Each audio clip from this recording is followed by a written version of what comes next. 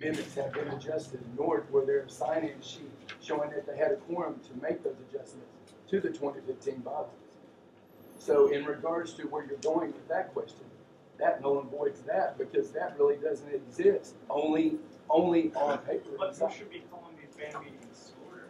Right, The band chief should, chief. then it would go, then The elected the band bylaws would revert back. The elected band. Representative Harkin. Hey, I just want to clarify really quickly, all of our band law bylaws do not mirror each other. Right. We don't have to, in our band, we don't have to provide 10 days notice if we want to remove. We can remove from our floor. Right. We can remove today. If they wanted to meet in the back of back here in the galley right now and remove me, they can do it if they have a quorum. We don't have to call a meeting. So we're getting into band business because we're individuals.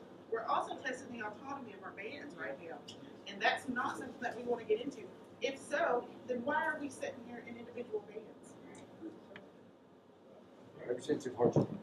I just want to say that this council has always honored the word of the band, what the band wishes and what the band has done. Other bands did not enter into their business, so it's their business. Okay.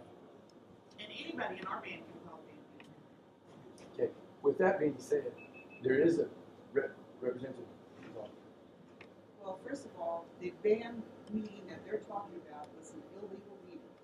The band chairman did not call the meeting.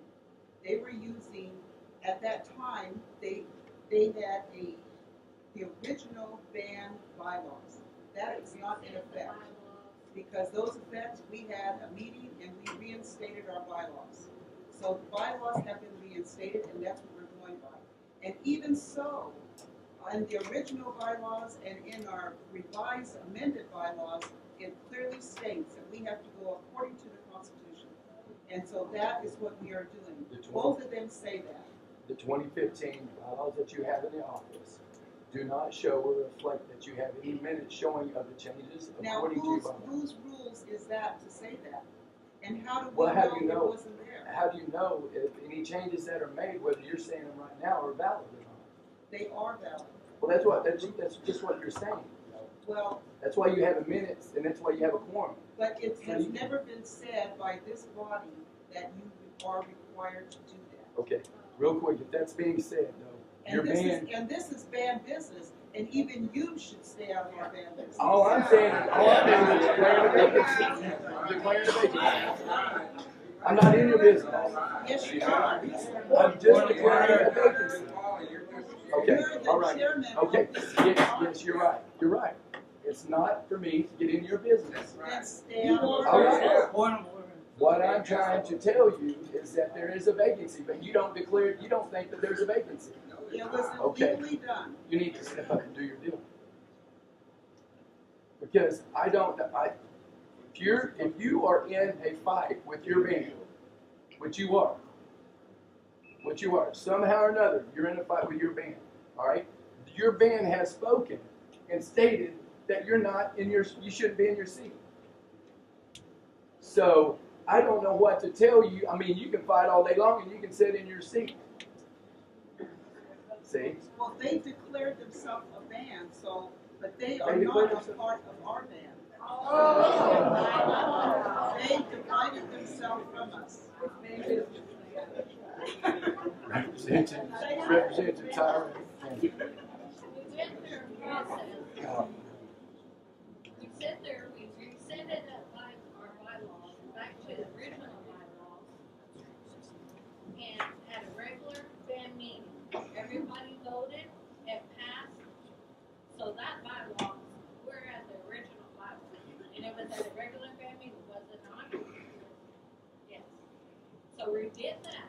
We did send notice twice, not once, twice to them. The first time and the second time, we went by the gentleman's recommendation. We sent them the letters 10 days ahead. We filed it over there at the office. So we did it. And they refused to show up. They refused to go by what we voted on. That's why they're getting removed. They voted the way they want to vote, and they get out. Because it was illegal. It's not. It was not an illegal meeting. It was. bylaws. And Was not an illegal meeting, according to our bylaws. In a legal, it's an According to illegal our meeting. bylaws, And I don't think you should band entertain this members anymore. can request a meeting. But we provided them notice. What she is saying, that they revised their band bylaws, that wasn't illegal. All the meetings we've had, we followed our original bylaws. We followed it to the letter. So they need to be removed. Representative Will.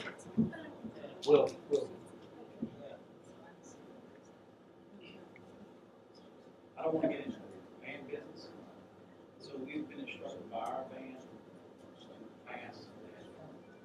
Since there's such a confusion going on here, not to be part of band during this meeting, so now we can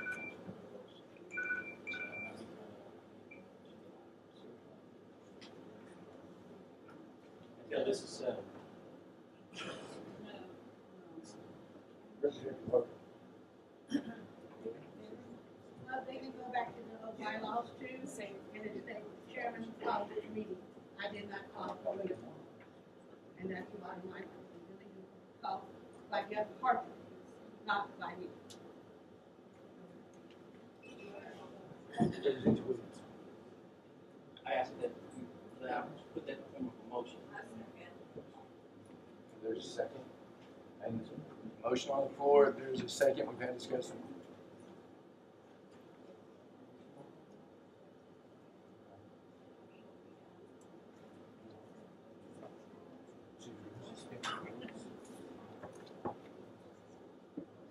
Representative Hill. Well, last thing I'd like to say is that what's really strange about this whole thing is they said, she even indicated this is band business. She even said it to herself, which is true. But you as a chairman, not as a chief, but as a chairman of the 28 council members that's supposed to be here, okay? You overrule. You see, you make the decisions, okay? What person in their right frame of mind has had 2 meetings and their band wants them out? Don't they understand that the band doesn't want them? They want somebody else? Why do they still want to sit there and argue? That's the reason why our nation can move ahead, okay? Band business, band business. You got Sergeant of Arms here, you got the Light Horseman Chief here. They have to be asked to be removed, bring the other 2 in. Hey, give them the oath, then to sit down, let's move on. I mean, if they want to see, give them those 2 chairs so they can take them home with them.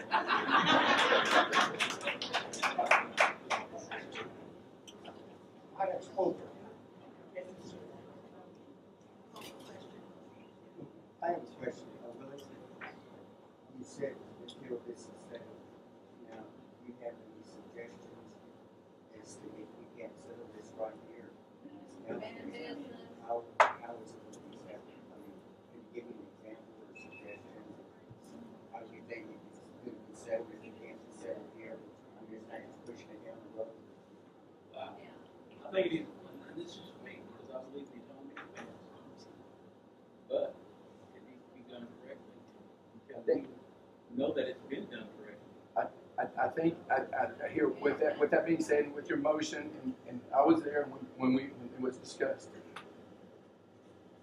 It's their band, and Ms. Gonzalez said that that's their band, not our band. All right, so there is a separation right there in regards to this scenario. All right, now we are stepping, and I fully agree with Ms. Harjo, and I'll step out there, not in response to any band in particular, but we are stepping on very close. We're getting very close to getting into band business in this environment. No question about it. And they have, in their minds, based on their bylaws, have followed the procedures that they feel is necessary to remove any one of their band representatives. And Ms. Harjo spoke to their bylaws that it doesn't follow what Abraham was talking about, that it has to come back to the council to have their individuals removed. All right? So, because that is taken away. If it does, if we go into that realm, we're taking away from the autonomy of the band. And that's not our purpose here. We do not want to get into that. But we also have to respect the band's bylaws and what we represent within those. Because you understood what I stated the other night about me in particular. And it goes for everybody here, that we have the right to follow our bylaws, and if they followed it, which they have followed based on the 10 days notice, and whether they attended or did not attend. Now those, and I'm going to go back to those bylaws that they're talking about, 2015. And they say there's no other decision can be made. All right, if you got to have minutes to your bylaws or to your meetings, and you got to have a quorum to be able to make a decision, technically speaking, to be able to make those changes, or you really shouldn't have a voice on this floor. Representative. If they're not going to voluntarily move themselves, I think they need to be escorted out, because I don't think we need to vote on whether they vote yes or no. And this council has not declared vacancy either. They don't have to. Don't have to. And, Don't have to. okay, yeah, I know, we're playing the word games here. You know, that's all you guys, that's why we don't move forward. You can blame everything in the world. Why we- Representative Ward. This is Let's why- go back. Representative Ward. Just a comment first. We're getting into something that, you know, Exactly. we said that we didn't want to get into. We're trying to take care of business according to protocol. And that's my, Okay. that's my. In regards to taking. But my question is, Well, I'm gonna answer you. my question is, by what authority and from what position were you acting when you instructed procurement not to give the sitting band members a facility to meet and to recognize the Mr. Harjo's new representative? And also the same question, excuse me, please. That's not irrelevant. That's irrelevant. That's irrelevant to where we're at right And now. by Mr. what Weaver. authority That's also irrelevant. were you trying That's irrelevant to direct what we're talking. the secretary? Hey, that is I'm relevant. recognized and I'm asking a question. No, That's you- protocol. this is not dealing with what we're talking about. Yes, yes it is. No, it's not. No, it's not. When you Because what I'm tried to fixing to do, direct what I'm the fixing to do right now. secretary Listen, to not listen, recognize it. enough, enough, enough. No, it's not It enough. is enough. It is enough. You are. At this particular time, Keep order You in show a the little county. bit This more particular- respect for everybody. if this particular time, I am going to do, I'm going to have them to come up and I'm going to give them the oath for their office. All right? And then you're going to have to remove from your seats. Take your second one. I got a question for the Attorney General. Is that legal? Yes. Excuse me, sir, you have Yes. to direct it to the chair, and then the chair will direct. Okay, could you ask him if that's legal? What was the question, sir? Is that legal, what he's attempting to do? So he is basically saying he, as chairman of this meeting, has to determine whether or not the one that's a quorum and who is properly in the band seats. He's not entering into band business. The band elects general council representatives, and the band can remove general council representatives. If there was a meeting and the quorum under the Eufaula ban is 8 members at a meeting, if there were a quorum present and they followed the procedures that were set forth in their bylaws for removing, they have the ability to remove. What the bylaws refer to is Article 9 of the Constitution. So there's 2 ways to remove somebody. The general council as a body can remove somebody on the general council. That's clear, that's in Article 9. But the band also has the ability, seeing that they elect their representatives, to remove their representatives. They have to provide those individuals with due process. They say that they have to give a statement of the charges against them at least 10 days before there is a band meeting to remove. I can only go by the information that's been presented, that procedure was followed, and that the band elected to remove those representatives and subsequently had an election for new band representatives. And that's the question that's being presented to the chairman of this body. chief, who has to make a determination who has rightfully the seats of the follow band. And at the end of that, doesn't it have to be them taken down? Doesn't it have to be a vote of 19 members of the council? That's if the council has the ability to remove one of their own members, if they follow the due process requirements set forth in the Constitution, Article 9. They have to provide a statement, and it has to be first has to be a quorum of the general council present, and then a vote of that quorum to determine that there's going to be removal of an officer or a general council member. And then they provide notice to that individual at least 10 days prior to there's a hearing on that matter.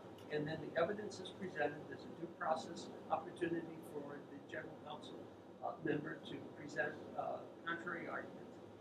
And then there's a vote on it.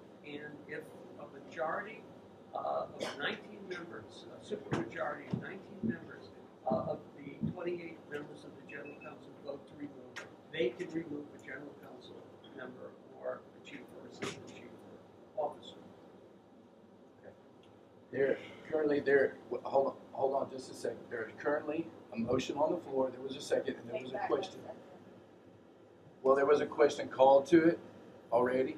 So what we're going to do is we're going to vote on the suspension of the voting rights for you follow ban. And then after we do that, then I'm going to address this. Secretary, will you call roll, please? Deanna Simpson, No. Anthony Conley, John Narcovic, Abstain. Rena Tiger, Sylvia Davis, Patrick Thomas, Ida Gonzalez, Nancy Fixico, Timothy Hooper, No. Kelly Davis, No. Anita Lena,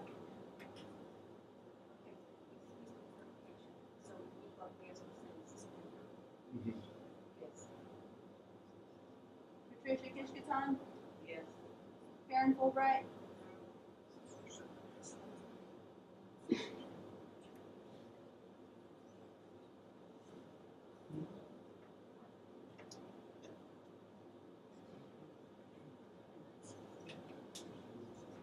Karen Fulbright, Dina Tiger, no. Jennifer Horn, Cindy Eslick, Yes. Thomas Billy Jr.,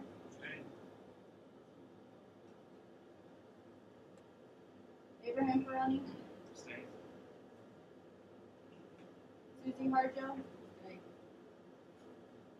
Natalie Harjo, No.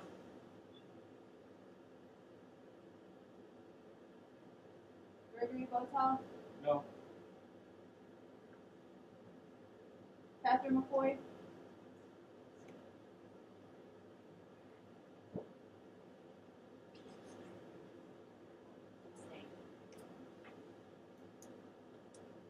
Charlie Hill, Would you bluntly explain what we're voting on?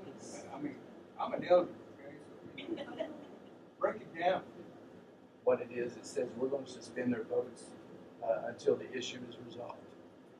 Which votes? Do you follow me in this? That's what it's getting me, because they've been removed, they haven't been sworn in, so there's no general council Well, record to follow, that's the whole vote number. Until resolved. Anyway. Fanny Harjo, Kelsey Morrell, Regina Langford, William Williams, Yes.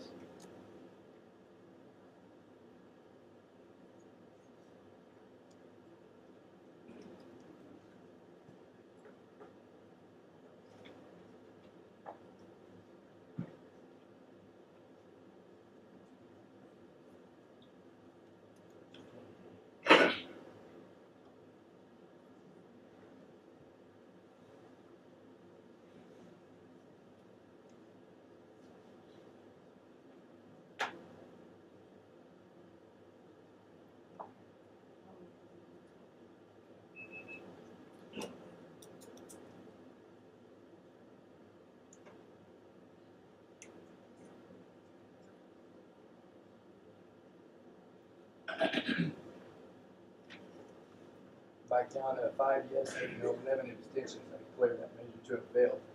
I'm going to ask those representatives to come forward to take the oath.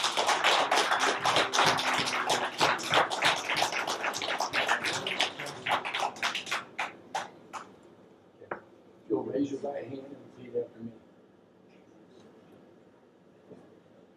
I say your name.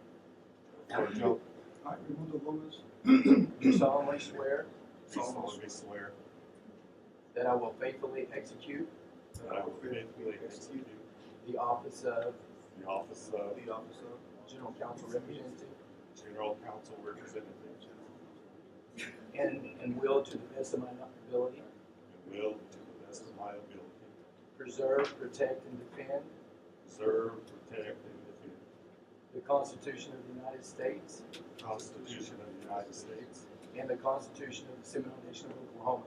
and the Constitution of the Seminole Nation of Oklahoma. Okay. Thank you very much, gentlemen. Appreciate it. Gomez, G-O-M-E-Z. Gentlemen, I'm having sergeant arms. There's the representatives, the leaders themselves in their seats. You know that if I the could- seats have to be declared vacant? If I can have the sergeant of arms, please, if you'll be removed from your seats so the new representatives can take their place. They can't take their seat at this meeting? Yes, they can. Yes, they can. It has to There's be not a declared vacant seat. Yes, it is a vacancy. I am It not. has to be declared vacant and Order. You need, if you can have them removed, please. I want to go on record and say Ladies, you're doing something ladies, illegal, if you can. contrary to our Constitution. Mr. Harper. you need to keep the galley in order, Chief. Please, Chair. please, ladies, if you'll please remove your seats so the new representatives can take their seats, please. Can we have your names? Yeah. I'll have to get it. All right, no threats here, no threats here. Yeah. Keep threatening.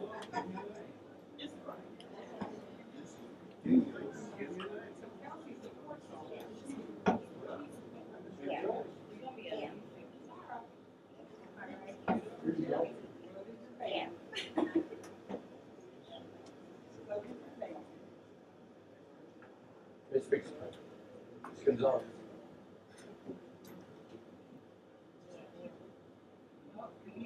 All of you need to know that this can happen to you too, and it's totally illegal. And if you see Ms. Step up, man. Step away.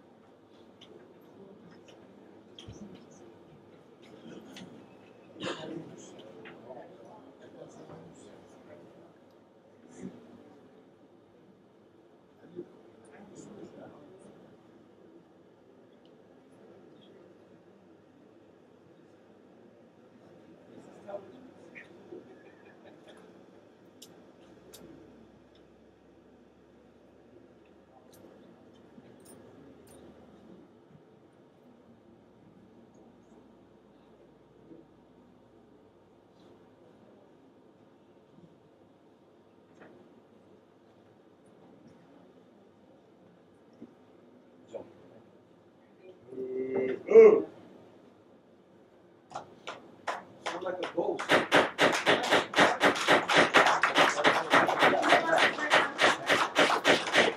Enough, guys, come on now.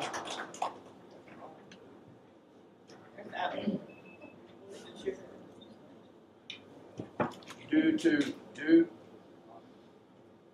this and due to my voice and everything in the microphone, Assistant Chief Johnson I'm gonna let him go on ahead and remain and take over as the chairman of the proceeding. moving forward. Dictator.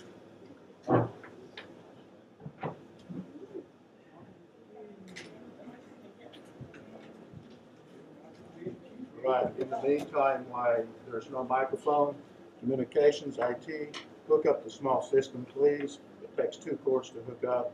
We don't want to go all day having to project our voice and be totally without the voice as We chief. have somebody on our arena here that doesn't belong also. That's true, that's true. You do have to have permission of, the council to be able to approach the floor. I realize your position in the band, but you do have to have permission of the council to approach the floor.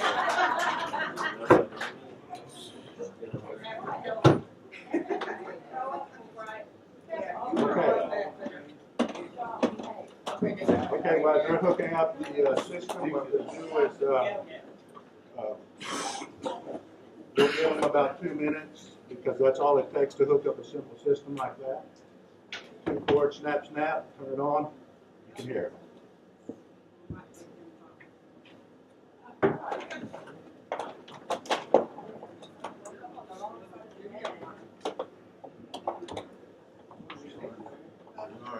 While they're hooking it up, I want everybody to remember the rules of procedure of council meetings. I want you also to honor, when you're recognized as your band, that you stand to your feet, you keep the floor until you give it up. Do not go over extension of time. If you speak twice, do not go over 2 minutes on your second time. And also, do not rise to the floor until you're called upon by the chair, and as well as do not talk across the floor from one representative to another, addressing each other personally or towards each other's band. So we're going to go by the rules of procedure this particular time that's written in our code, and I want you to also honor that as well. We don't normally do strict things, but we got a lot on the agenda today, folks. We've got to get to budgets, and that's going to take a very long time. So I want you to honor that, and if you would, please.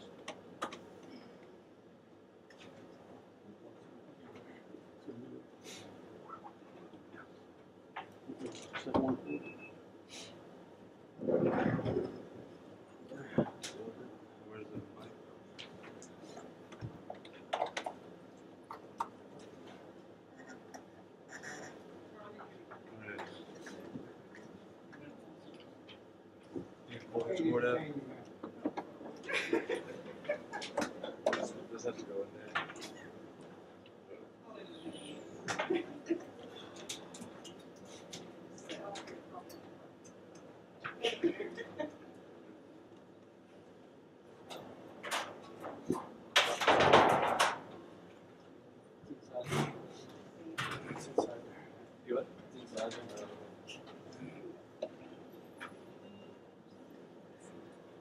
While they're finishing, it's been a difficult quarter since our last quarterly meeting. We lost 2 former officers of this body just in the last quarter. One was a 30-year term leader of this nation for the Duwafli Band. The other served as a temporary council secretary at a time when we most drastically needed a council secretary. And I want to just at this time and honor those passing of those representatives that were officers of this body to have just a short moment of silence in their memory. That would be Jacqueline Rulito and also Jonah Harjo. So at this time, we'll take a moment of silence. You can stand, reflect on them during this time of moment of silence, and then we'll continue the business of the General Council.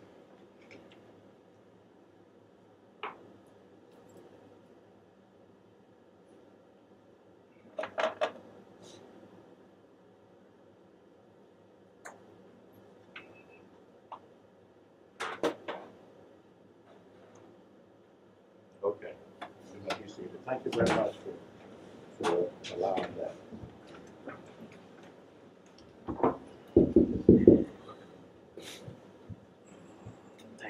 Okay, we're in the unfinished reading of the minutes of the last meeting, General Council standing call meeting of January 26, 2019.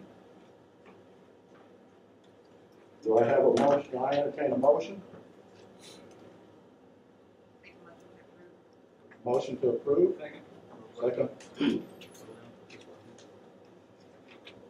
Any corrections? We'll go to vote.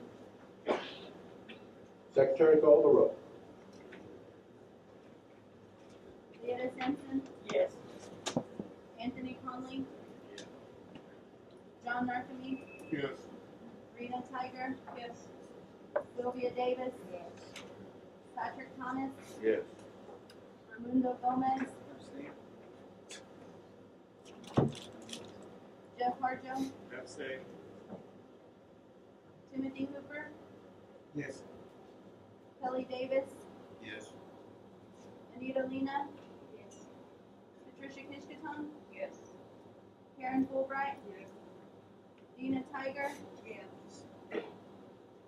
Dina Yesla, Yes. Thomas Billy Jr., Yes. Abraham Ferrani, Yes. Susie Harjo, Natalie Harjo, Yes. Gregory Botow, Yes. Catherine McCoy. Yes. Charlie Hill. Fanny Harjo. Kelsey Morrell. Yes. Regina Langford. Yes. William Williams. Yes.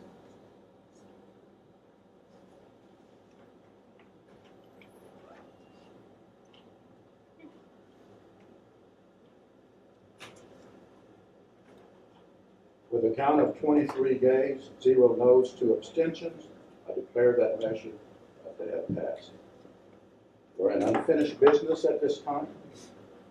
We have TO 2018-1006, sponsored by Representative Votaw. TO 2018-06, an ordinance of the Seminole Nation of Oklahoma, amending section 501 of the General Council Code of the Seminole Nation, ratified at Title 16 of the Seminole Nation Code of Law. Ask for a second. Call for a question. Second, there was a call for Christian, but there's always room for discussion when there is a motion and a second made. If there's no discussion, then we'll go directly to the question. No discussion? Secretary, call the roll. Leah Simpson.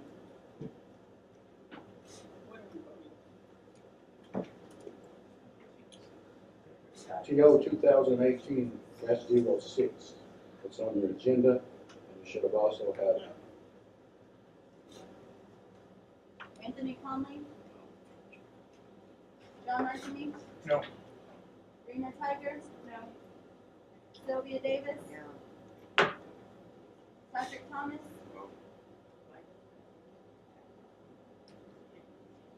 Raimundo Gomez.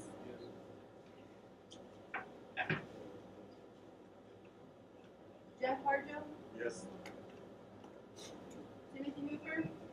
No. Kelly Davis. Anita Lena. Patricia Kishkaton. No. Karen Fulbright. Dina Tiger. No. Dina Yesla. Thomas Billy Jr. No. Abraham Ferrani. No. Susie Harjo. Natalie Harjo. Yes. Gregory Botow. Yes. Catherine McCoy. Yes. Charlie Hill. Yes. Fanny Harjo. Yes. Kelsey Morrell. Yes. Regina Langford. William Williams.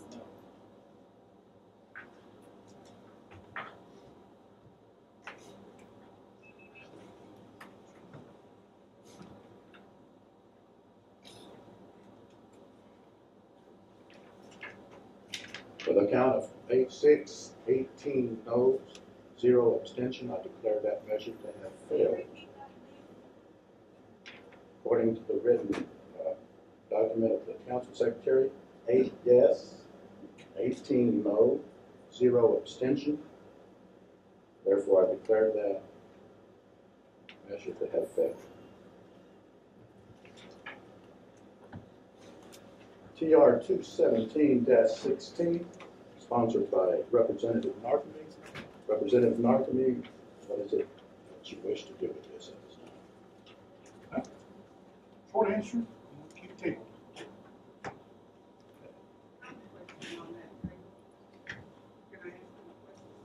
No, you can't. It's on the table. Okay. There's no debate. Take it out. Or you can question. You can ask me, after the meeting. TR 2018-59, sponsored by Representative Votaw. Mr. Chairman, I'd like to move this forward after the budget. Get that discussion. Representative Votaw asked that it would be removed when we address the comprehensive budget. No, that it be moved to after in order. Oh, after? Yes, sir. Because it pertains to the FY19 budget. Okay, okay. Is there any objections to it being moved after the budget's addressed? There's no objections, then that particular item will follow in the order that the representative requested. Okay, TR 2019-07. This is also sponsored by Representative Narcomy. Well, I'm going to move this off the table and move for a vote. I'll welcome any questions at this point. What I would like to do is I'd like to amend my own resolution here because apparently there was confusion that this was a resolution to go ahead and authorize moving 110 miles per hour into this area, and it's not. All this resolution does is to authorize the Attorney General to create a set of laws for us to guide ourselves by before we consider entering into this arena. So if I would ask the Attorney General to go on ahead and remove any sort of wording that might hint that this authorizes the nation to charge at light speed into this. All we're doing is trying to create a set of laws and policies to guide our interests into this. Chairman needs a motion to move in that effect in a second. I entertain a motion. Okay. Did you make the first motion? Yes. You said you would bring on the table with your amendments. With my amendments. Okay. And who was the second again?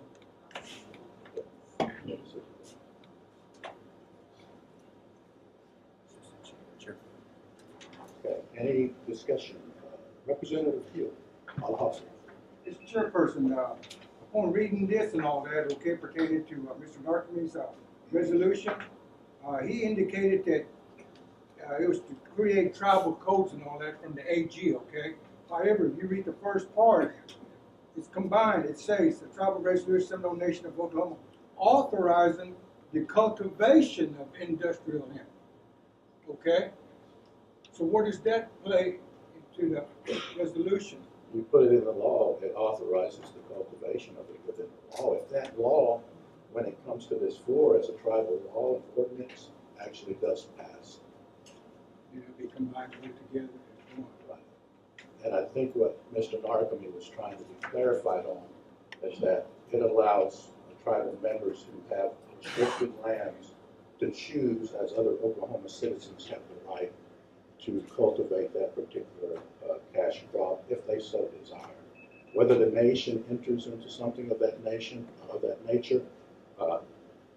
that's totally up to the nation and their economic development team. They can not even entertain it. But it's basically given the rights to Seminoles who have restricted land because they have to have regulatory regulations to govern that, or they would be left out because the state has not the jurisdiction or restricted Indian land. And that's the basis, I think, of what Mr. Narkman was trying to explain. So, any other questions? Motion second with the amended language to be added to that. We have a call for question. Secretary, call the roll. Leota Simpson, No. Anthony Conley, John Markamy, Yes. Rena Tiger, Yes. Sylvia Davis, No. Patrick Thomas,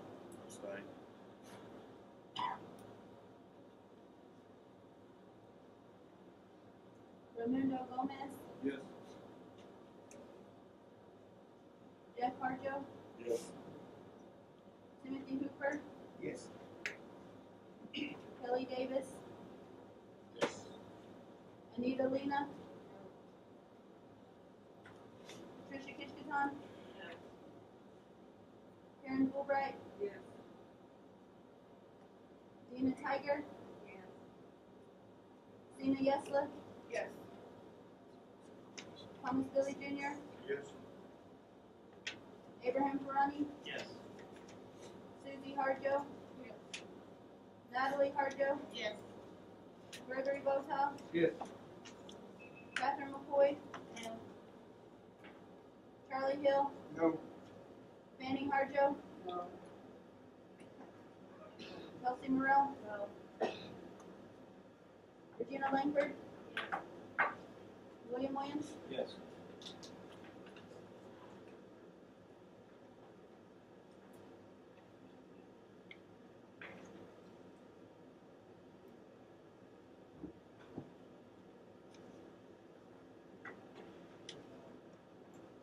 With a count of 16 yes, 9 no's, 1 abstention, I declare that measure to have passed.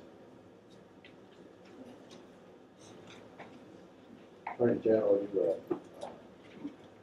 maybe get contact with the sponsor of that bill, Representative Markamy, as well read up on the farm bill that recently passed in December of 2018. That includes the American tribes. For the states in this particular instance. Okay, we're under reports of the committees. I saw Tom Palmer's hand first and Jessica Harjo. Tom Palmer? VCR. Okay. I actually need the screening. Is Mr. Tim Brown, the attorney for the VCR, is he present? That's who's being called at this time.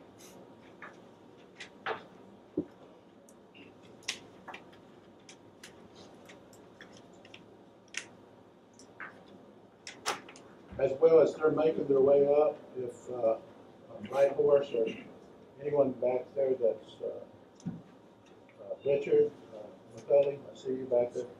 If you kind of look and see if there's a stool,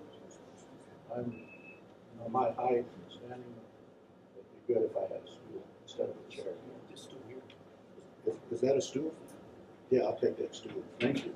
We got one. I appreciate it, fellas. Well, it's not really a stool, but if you find one, that's a little higher, okay,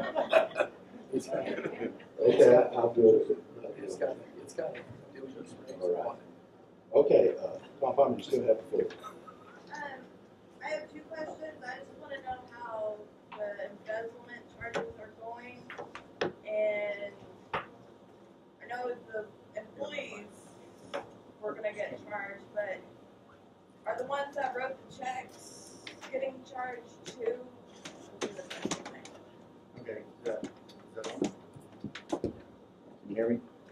So the investigation, I've been told that it's complete and that they have, and they are is the U.S. Attorney's Office. The U.S. Attorney's Office is not going to update the VCR on this. The only reason I know is because I know people at the U.S. Attorney's Office. My understanding is that the case has been handed over to Courtney Jordan, and Courtney used to be one of the AGs, assistant AGs under Mike McBride. And she had left and she's working for Cherokee Nation now, and she is serving as they call it SASA, which is a Special Assistant U.S. Attorney. I do not know what the status of it is. The BCR will not ever know what the status of it is until it's published in the newspaper. So the AG is going to be the primary source for reaching out to the U.S. Attorney's Office to find out, is this case being moved forward? And that's all, unfortunately, all the information that I have. I know that's not the answer that you want, but that's generally just the way investigative bodies work. They don't like to give out information. I saw Siga's hand, and then we'll come back to Tom Palmer, then newcomer.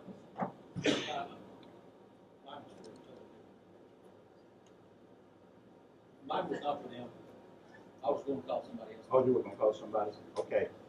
Tom Palmer, Ms. Harjo? I just wanted to ask them, did you say that we need to address the Attorney General instead of your office or you? I didn't say you need, I said if you have questions about the investigation, I would direct them to the Attorney General's office. They can reach out to the Attorney's office. That's what I thought Right. you said, that you didn't want us to ask you. No, you can ask me all you want. I'm just telling you that we're not getting updates. But we're not getting any answers, so we need to Attorney General. Thank you. Put that there, focus it here, turn it up, please. Sir, you're in charge. I'm in charge? Am I in charge or are you in charge? Newcomer, and then Tallahassee. Yes, I'd like to know how we're doing on the oil and gas tax, how that coming along. Not a lot's changed since I gave you the update at last council meeting. We're still currently on hold in that Supreme Court decision that could further our jurisdiction area, but it's still improving. So it's slightly surpassed the $2 million mark.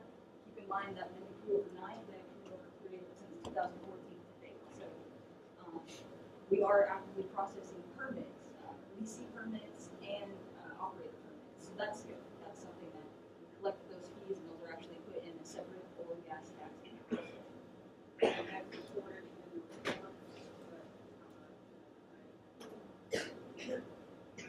So, what is going through, I mean, what exactly You don't want Murphy? I mean, I'm sure that most of the people here have heard of the Murphy versus Governor case. And so I think that's what she's referring to. That case has been heard. We're just waiting on the U.S. Supreme Court's decision. It should be coming out any day. It could be tomorrow, or it could be Monday, it could be a month from now. At the latest, it would be June 30th. I do not expect it to be June 30th because they are still hearing cases and they still have to come out with decisions on those cases. Thank you. Tallahassee. As you speak, up here, and the microphone, whoever's addressing the council. Ms. Chairperson, if you recall, the last council meeting that we had, when the AG was here, I brought up that question pertaining to what Ms. Kelson brought up. She indicated that she would get with the Light Horse Police Chief, David Littlewin, the following week, and they said they would bring it back to the floor today to give us an update. However, since AG's out, I believe the Light Horse Police Chief was here earlier.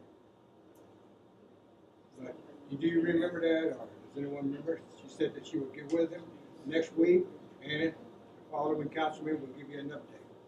Although the AG is not present at this time, actually, Assistant AG is, he's probably not privy to that particular information. The young lady probably is, because she works a little bit closer with Ms. Tiger. Do you have any comment on that?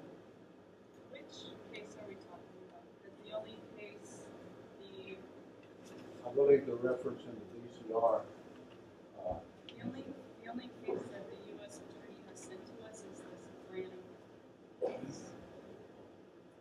And that's the only case I have on. What's that?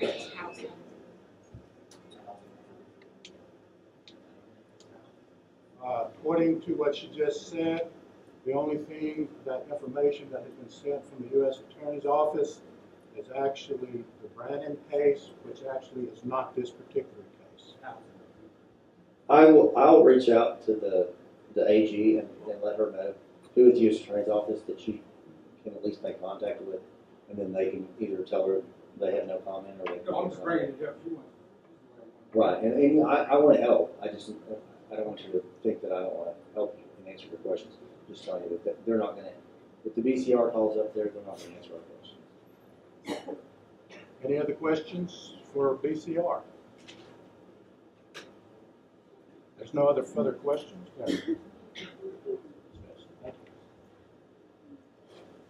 Jessica Harjo. Well,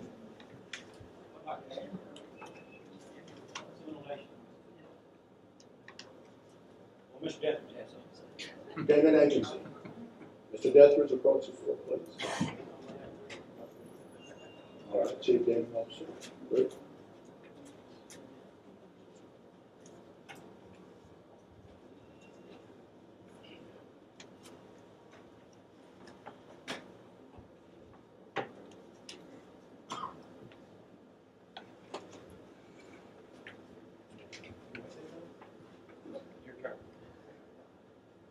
Hello, I'm Rudy Montana Jr. with the Chief Gaming Regulator with the Gaming Agency. So if you have any questions, please ask, but be nice to me, please. Representative Tom Palmer? My man just wanted to know, are you guys up to date on the fines that were about 2 years ago? The NIGC fines? Yeah. Yes, the Gaming Enterprise paid that off. It was around the middle of July of last year.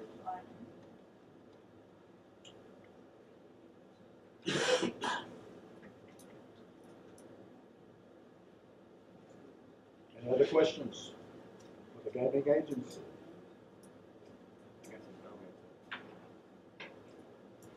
Mr. Dethridge has some comments.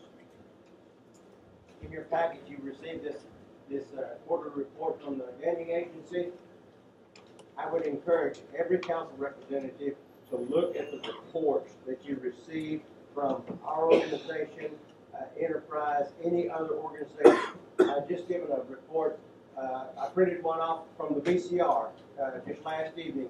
I received a report from the BCR. I don't know why my name's on that, but I received a report from the BCR. Excellent, excellent report from the BCR. No one commented on that. Maybe y'all didn't see that same report that I did, but it's an excellent report from the BCR. This report right here talks about several things that have happened as of late with our gaming enterprise, SNGE. 3 years ago, Seminole Nation received an NOV, Notice of Violation, from the NIGC, National Indian Gaming Commission. We received an NOV, says we're in trouble, says we were incompetent. We couldn't do our business. We didn't know what we were doing. And instead of giving us a fine, what they did, they put us on a 3-year plan. We're beginning in the 3rd year of those sanctions.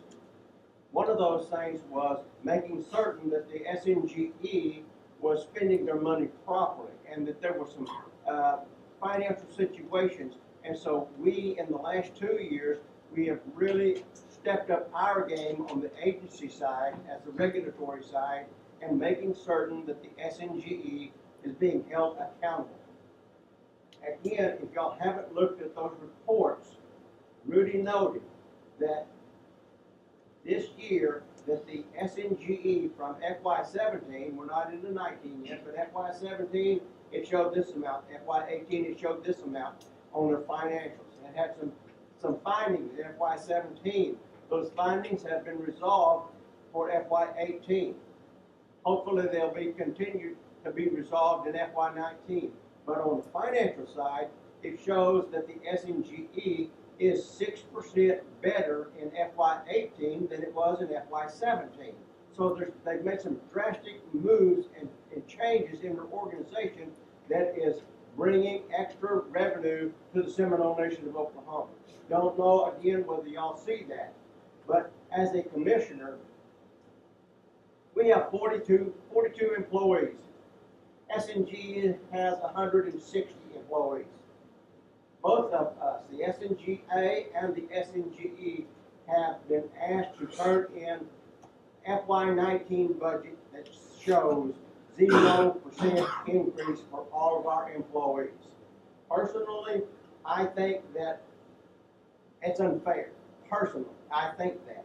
And the reason I say that is because the two funding agencies that we receive money from, which is the VCR and the SNGE, both show that there is adequate funding for our employees to receive a raise at the SNGA. Our organization, the SNGA, we have an evaluation of our employees. Every employee at the agency is brought in and filled out forms, and they're evaluated by their supervisors. Based on that evaluation, they can either receive 0 raise or up to 3% raise. No more than that. If there's more than that, then it has to be a very, very, very good reason for that. So, again, if the funding agencies that we receive money from both show an increase in adequate amount, I don't know personally why our employees are being penalized, and that's what I say. I'll use that word, and y'all may not agree with it, but it's just that kind of deal. I think that we deserve that raise because our employees are evaluated. I don't know how other organizations do. I don't know whether SNGE evaluates their employees, but I know this, that we do, and we're doing a great job. So I'm bragging on us. That's the only one I can brag on right now, other than the fact that SNGE is doing something over there that's bringing in 6% more money for the Seminole Nation this past year than they did 2 years ago. So it's that kind of thing. So that's where I'm at on this thing right here, is that I encourage the council to look at the reports, read those. I see that Ms. Harjo over there, she's got a whole booklet and stuff right there, you know, so one time she said that her machine didn't work. This little poor thing right here didn't work, so she receives them in the mail, in person, whatever. Still don't. There you go. But she sits there and she reads those. She checks that stuff, you know, and I encourage everybody to do that. So the more informed you are, the better the organization, the Seminole Nation, will function going down the road, because we need to move forward. We've made some mistakes in the past. We've made some blunders. I'll just tell you. This administration inherited a lot of those. Some of those are self-inflicted right now, but they inherited a lot of those. But we need to move forward as a body. Mr. Dethridge, is what you're speaking on included in this particular budget that's going to be addressed this afternoon? Hopefully. No, in answer to that question, we have the process of placing budgets for approval before the council, correct? Yes. I appreciate you as a commissioner standing up for your employees. So. Okay. Any other questions?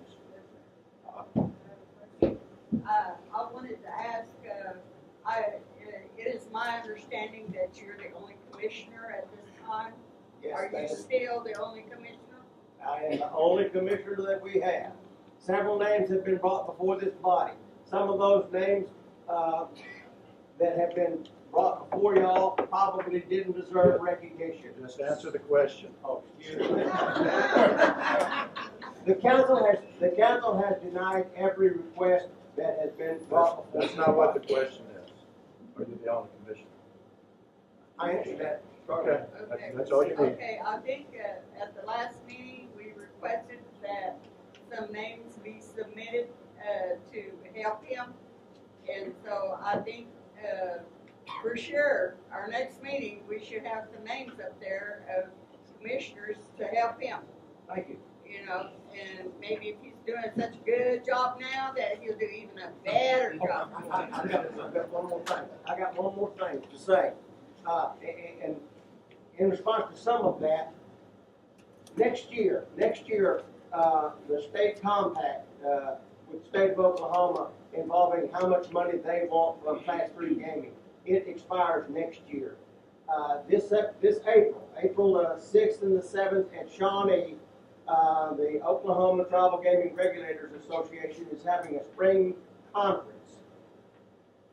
I have asked Rudy, and we basically agreed that we would like to invite two council representatives for a day session. It will cost us $300 to have two council representatives to attend a day session in Shawnee, and one of the subject matters at that conference is going to be the state compact. So the more you know, the better the whole flow will work. So we will figure out a way and to invite two representatives, one from one band, one from another band, not just two. I accept the invitation.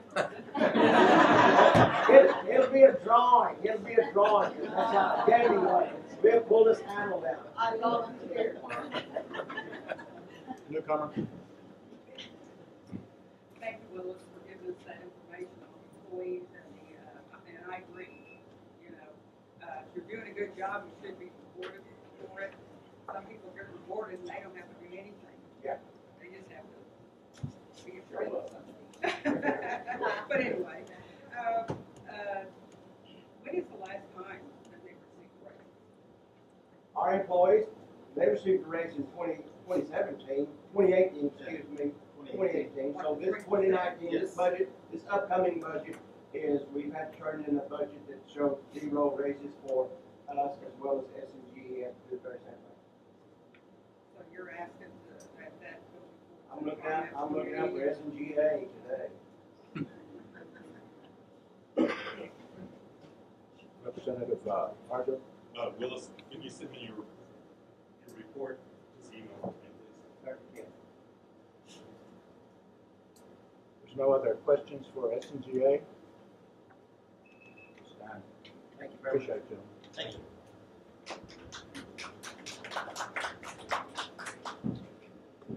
Tom Palmer? Princess Committee.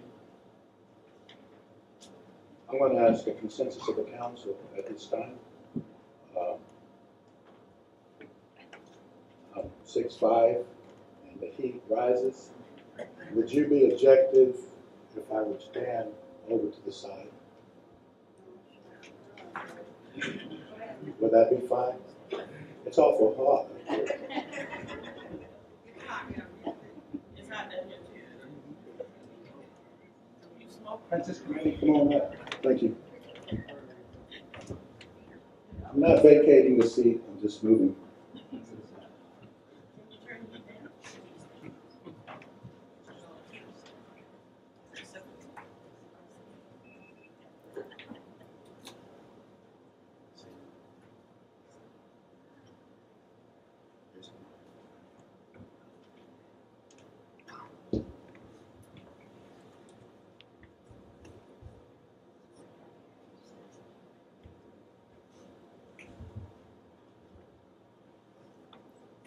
Good morning.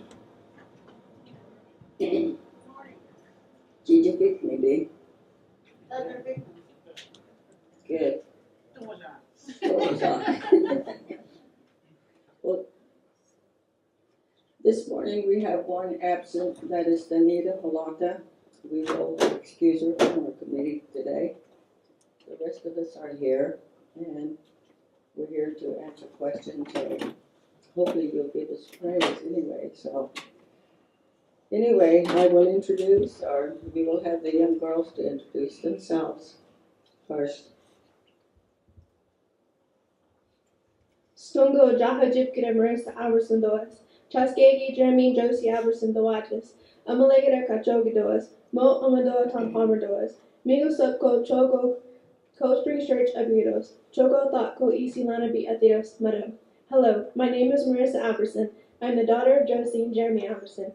I'm Tiger Clan and Tom Palmer Band. I come from Cold Springs Church in Greenleaf Ceremonial Ground. And I'm the 2018-2019 Junior Miss of the Nation. Thank you.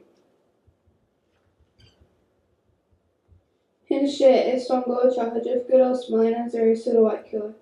Mo Amadawa Katsudoas Amalegada Tasakia Harjaban. Madel. Hi, my name is Malena Zaraseta White Killer. I'm 12 years old.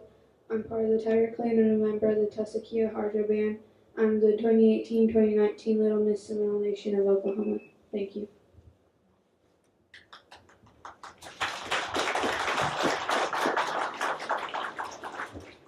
George of the Belmacocus, excuse me. Amalegada, Nobosi Doan, Amadawa, newcomer, Hediye Javi. I've served on the committee for several years, and I've enjoyed it all through the times. And I'm really enjoying the girls this year, as well as the ones in the past. We, the committee, have tried our best to do what we can. Now I turn this over to the Hi, I'm Gina Langford. I'm the treasurer for the committee. I worked with the committee years ago and just recently got back on it maybe 2-3 years ago. So far, we're trying our best, like she says. So I hope you guys will kind of understand our situation and kind of help support them. Okay. Okay, I seen Tallahassee, then Tom Palmer. It's don't go on. So is it? Regina, Regina, we're not that deciding Burala. That means, how about you, Regina? Do you speak in our language? No. No. Okay. I know you have to be sorry about it, okay? There's a lot of them don't speak here anyway. But anyway, getting back to what I was going to ask you, okay?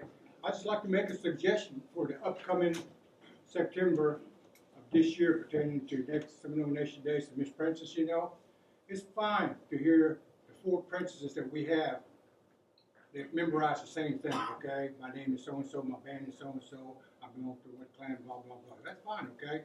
But pertaining to the judges, okay, we seem to have the same judges every year. Is there any way we can go about getting elders from the Seminole Nation that are more familiar with tribal customs, have them on there? Reason why? Maybe 2-3 years ago, the same judges you had allowed one of the princes to compete and all that, and had another fellow with him playing the guitar, etc. And that's what you call a duet. Our custom is one to go up there and perform, and be shown what they could do. Okay? We had 2. Technically, that was illegal. I don't think back 40-50 years ago we had guitars down there in the state of Florida playing guitars, and there's apprentices there, you know. See, things like that. That's why we need elderly people to be seen and to judge. Okay. I said, am I saying something right? She said, yes, you are. Yeah. However, last year we did have one person that was fluently. Miss Rosetta Pepworth was our elder, and she speaks very well. So this year we will again to get at least one for our judges. Because I know the years before, a lot of them didn't speak as I spoke to them. Then I found out that they didn't really understand or could speak. But this last year we did try to get those that we can.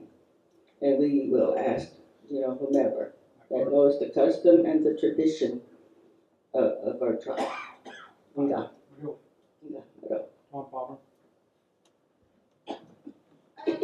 question was, what are you guys doing to get girls to run? Because I know our numbers are slowly dying. Well, this year we've talked among our committee. We are planning to go out to the schools and try to promote our young ladies to compete. We will go from the 12 schools in Seminole County and hopefully reach out to the media, social media, on advertising how much we want the young ladies to run. And as for our senior miss, you know, for the last 2 years, we haven't had one. And I know there's ladies out here now that are 55 plus. And, you know, it would be nice if you all, or any of you, would, you know, run for senior miss. We're already dying out, but there's a few of us left. And if you would, you know, when that time comes, put your applications in.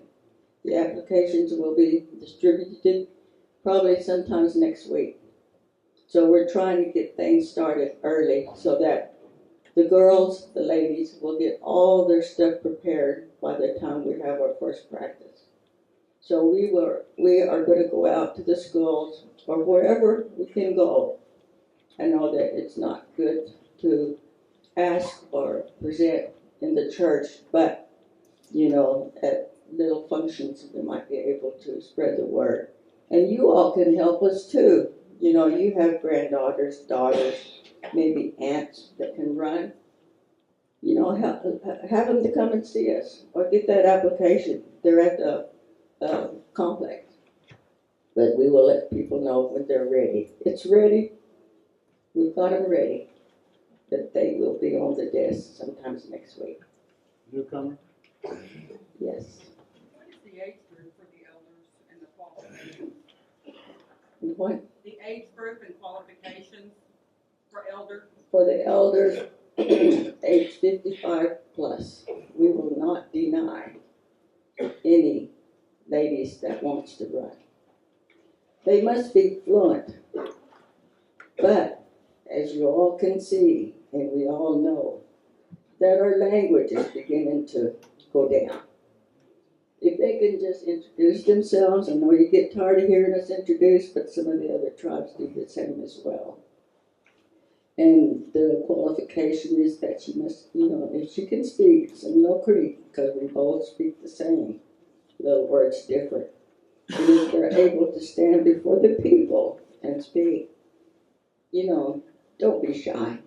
We're all shy too. But, and that is one of the main of the custom and the language as well as the others. And you parents need to teach your kids because it comes from them. The little ones can learn, but what about mommy and daddy? Some of us grandparents can't speak either, but doggone it, try. Yeah.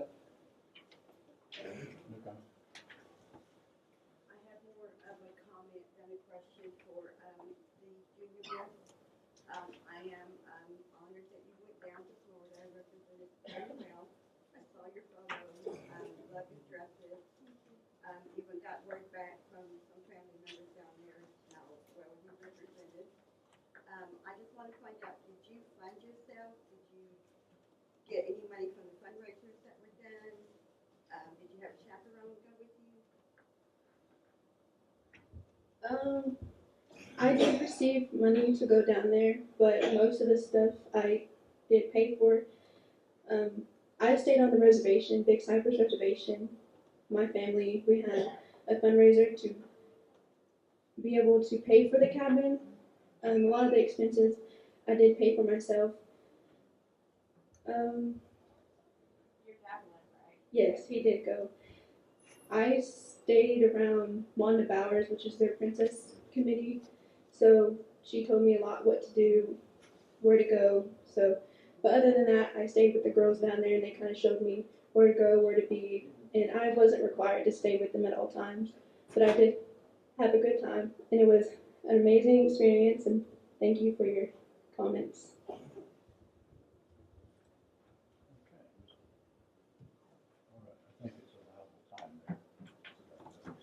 Pero,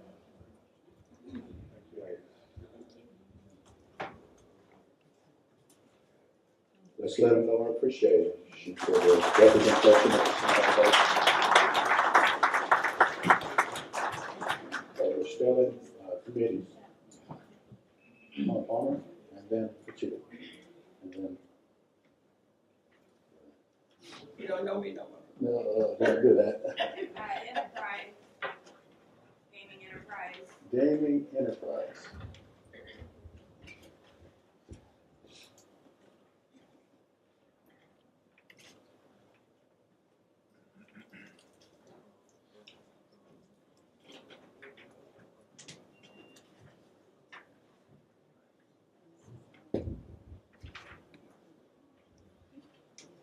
My name's Billy Dan. I'm the general manager for the Gaming Enterprise.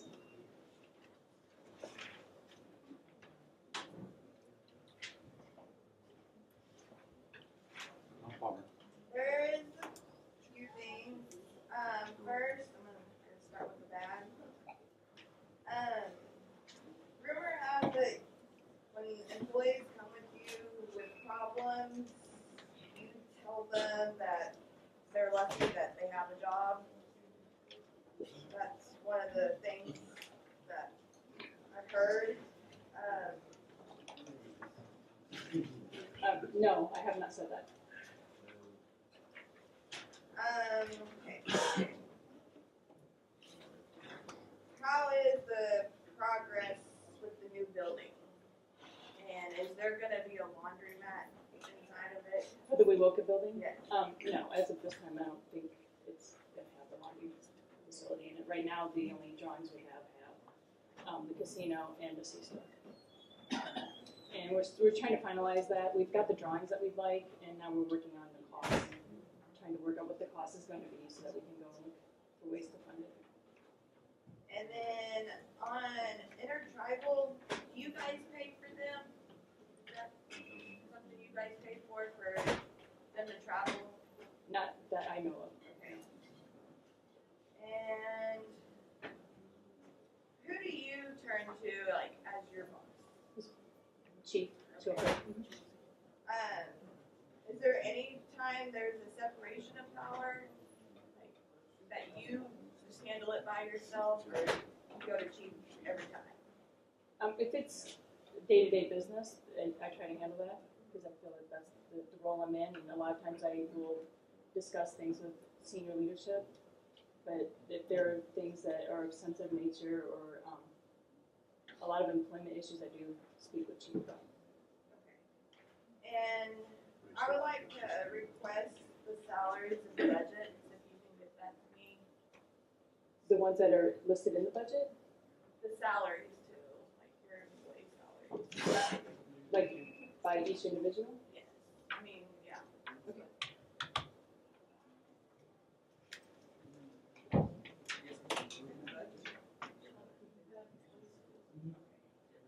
Any other questions for Banning Enterprise? You follow that? I just have a quick question from you. We have 3 casinos. How are the casinos doing? Like, for instance, River Mist, Wewoka, I-40, are just making even, or each one of them making a profit? How are things going? No, they're doing better than last year. River Mist is doing quite well compared to it has been over the years. And so we're taking a lot of pride in that. We've done more advertising for River Mist towards the Ada area. We've added different games to the casino floor. That's helped because we had players that wanted those higher games. So River Mist is doing really well, but all 3 are doing well. Are you still using PPG? No, we're not. No, it's been over a year since we've used PPG. Representative Martin, Chiyoka. To expound a little bit on Senator Morel's comment, question, over the past few weeks, each council member has received, and I have in front of me 3 notes from various employees, and expounded on issues that they're personally having with their treatment or processes at casino. And while this is not the proper forum to get into any of that, my question is simple. Is this an issue? Because if we have general counsel receive 1 complaint from an employee, we could maybe chalk it up to a disgruntled employee. 2, it becomes a concern. But we have 3 in front of us. So the question basically asks, is this a problem? I only know of 1, and I addressed the issues in the 1. Some of the issues. But that's the only one I know of. I'm just... I understand. No, I understand. I failed to call on Bruner earlier. Bruner and then Miccosukee. No, I was wanting, I didn't know that she was included because I want to call in Another committee? Yeah. Okay, Miccosukee? I just want to follow up on the same thing. I've also received another grievance, actually, that was actually filed against you, and you have been informed of that. And I don't know the process of that and how it goes, and so, and I just wanted to know what are we going to do? Because we said we needed a committee in place, and we needed a grievance committee, but there has been a recent one that come within the past couple of weeks, as well as, same thing, receiving another letter from another employee. What are we going to do to take care of this? Sure. Chief, you want to comment on that? In regards to the grievance process, yes, in any business, whether it be the grievance process, whether it be with any business or any of our LLCs or any of those fundamental operating LLCs like that. All right, you have your representative that you entrust to be in that position. All right, now if they do not have a board like gaming does not have a board. Oh, and speaking of that, just real quick, y'all made a comment about that in your last meeting, but I want to touch base on this because in the code, it does not speak to a board being in the code in Title 8, even though y'all said y'all just pulled the individuals away, but the board still exists. But in the code, it does not exist for gaming enterprise. So I just want y'all to be aware of that. But the grievance would come to Ms. Dan, then would come to me. If the grievance then comes to me, if I look at it and I evaluate it, then I'm going to visit with Ms. Dan about how we need to proceed with the grievance and how we want to address that.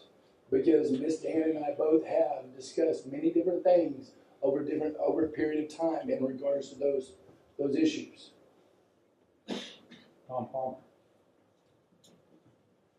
Chair, Tom Palmer Band, from time to time has received a lot of information or complaints in regard to Miss Dan. And every time we get her up here, she always stands up there with her smug little face and smiles around, and then she gets to sit down and nothing else is said. What we want to know is, where do these complaints go? Do they just go in file 13, or where do they go? Does she get reprimanded at any time, or who reprimands her? Because because she was going through a time period that she was firing Seminole tribal members left and right, and Seminole tribal members are our priority. And I feel like that she's got to honor that. She's lucky she's here. And I heard that's what she said to some of our former employees that are no longer there. But I thoroughly resent our people being treated like that. That's what I'm here for, to speak up for them. So that's what I'm doing. As the principal chief in the code is the direct supervisor of the gaming manager, although the executive branch is including some aspects of the enterprise, which includes the office of the assistant chief as well. I'll ask that chief will answer your question, since he's the one who deals with the enterprise on a daily basis. Stand in front of her. We want to see her. Well, I can answer. Chief, I was trying for convenient not have you come down to the floor, but since I am the chair still, if you would, just come on down to the floor. I know it's your voice, but not your legs.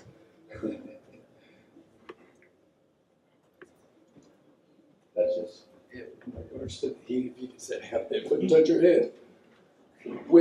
All right, in regards to Ms. Harjo, all right, any of these things that come through, nobody has been, this is where I'm a little bit confused here on this.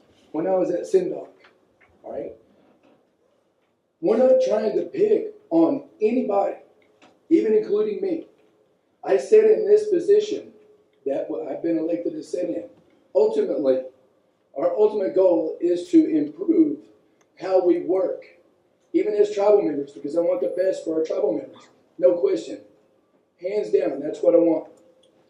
But we all have a responsibility that we have to follow in regards to how we operate, how we work within those parameters. That's why they have an HR, that's why they have those policies and procedures in place. That there is a responsibility for that. And that's all that's being asked. There's not anybody in particular that's being picked on or pulled out or handled in a certain way that will show them in a negative light. That's not our purpose. That's not our intent here at all. If they have a grievance and a grievance is brought forth, it will at some point, if it doesn't get to if it's a downline, it goes to the next individual. Then it goes to the follow-up, the higher-up. Then it would go to Miss Dan. At some point, if it gets to Miss Dan and it's that grief of that nature, then it will come to my desk. And then I address that. Yes, ma'am. But, sir, what I don't understand is the fact that that Miss Dan is a part of the issue, and she gets to hear that employee. To me, that would be very intimidating to me if I had to go to somebody that I'm complaining about, and she's part of the issue. So that's why it was said that maybe we needed to have a grievance committee or something, someone that those people could go to, you know, when they don't have anybody to air their, vent out their complaints to. Okay, in regards to resolving your resolution, because when this decision was made to begin with, to put it underneath me, I was against that. Personally, when I was sitting in the crowd, and it was, because I knew how it was brought up then. It was brought up with gaming agency and gaming enterprise on the same resolution. Can't do that, knew that from the beginning. All right, it doesn't really technically need to be underneath me. What needs to happen is what they suggested and what Ms. Yesler suggested at the last meeting. The problem is that we have with that now is that in the code, which has always been like that, doesn't express having a board for the gaming enterprise. So we need to change that in that language so that there can be a board put in place to implement, because I'd be all for that. Because that would give them their end stop to be able to bring grievances. Because when he hits the board, that would be it. See? It would still go to Billy Dan, but it would go to the board, and then the board could, if they wanted to address that, then they could kill it. They didn't want to. All we're asking, or all I feel like that we're asking is for a place for them to go to. And that it's our duty to provide that place for them to go to. Then I would, somebody that they can talk to that is neutral and not, you know, in the field themselves, you know. Right. So and then that's what we're asking. Then I would agree. We would like to see it in place before next meeting. Well, we have to change the code, though. The code's a problem, Fanny. The code's a problem. And then once we can, at the next meeting, we can address changing that legislative body to add that into the language in Title 8. So that can be handled. Representative Gill. Now, hold on. Chair recognizes the Watley Vindas. I kind of want to piggyback off of what Fanny has been saying with our representative other margin. My question is this, is what is the procedure for, if I have people that are under me and they want to grieve against me, then I should recuse myself from that and send it through the HR, and then HR bypasses me since the grievance is on me. Is that how it works? Yes, yes. Okay. I've advised HR that if anything has me in it, I don't hear about it at all. It does not come to me, it goes straight to Chief. So that's why I want to clarify, because Chief just said that it goes to Billy Dan and then it comes to me. So that's where I wanted to clarify that, because that shouldn't happen. Right. So if I want to grieve against you, it shouldn't go to Good you. And you say, okay, I'll send it to my boss, and then you just shred it. Well, it's just We like, don't want that happening. well, it's just like, this is a prime example of this. What's coming up in future legislation or future vote here on the floor. Even though I'm not sitting in that seat, but if that was the case, I was going to recuse myself at that particular time. See? Because it's not the right thing to do for me to be able to have some play to vote in on that. That's the exact reason. And what do you do if by chance somebody slips you that grievance? That's on you. I would send it either to HR or to Chief. Okay, so you're not going to those employees? No, not at all. No, and that's, whether you want to believe it, that's not how I work. It really is not, because it's not fair to treat people like that. So no, I would give it to someone else and not want to be involved. You know, I'm going to engage on something here now that I just want you to understand one thing. We've had some serious problems with gaming enterprise leading up to this. For years, we had $11.7 million fine that we had to pay back over a time period. But I'm going to tell you what, in regards to that, they didn't say this earlier, nor did this get discussed, but the audit that they received this year was very, very good in regards, I just want to throw that out there, because they've been doing a really exceptional bang-up job as far as the way they've been doing the reporting. Because it's necessary, because we've always been behind the eight ball. And the auditor, Whipley, made the comment that they had increased their revenue by 6% based on the numbers that they saw.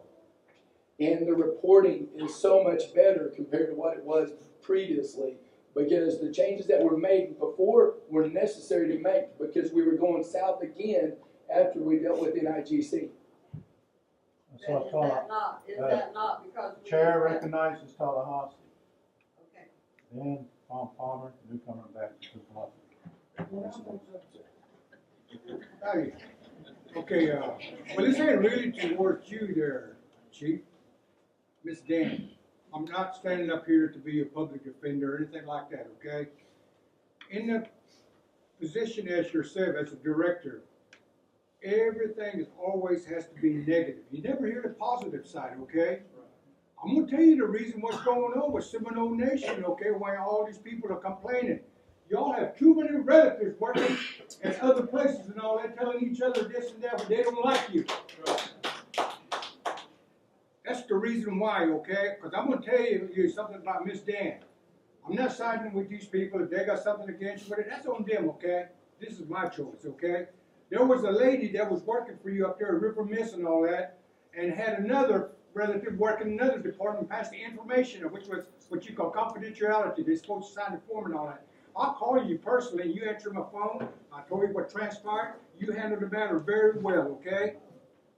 And then not only that, Mr. Deathers was up here, Willis Deathers, I believe that's his name, and he's talking about you got like 160 some odd employees working for you, and the other people got like 80.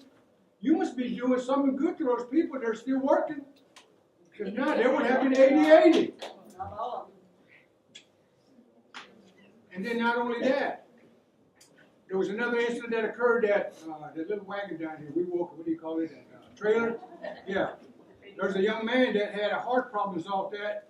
He had heart problems. He worked 3 days, and finally he asked your supervisor at work. They gave him time off to go to Ada to be seen, all that.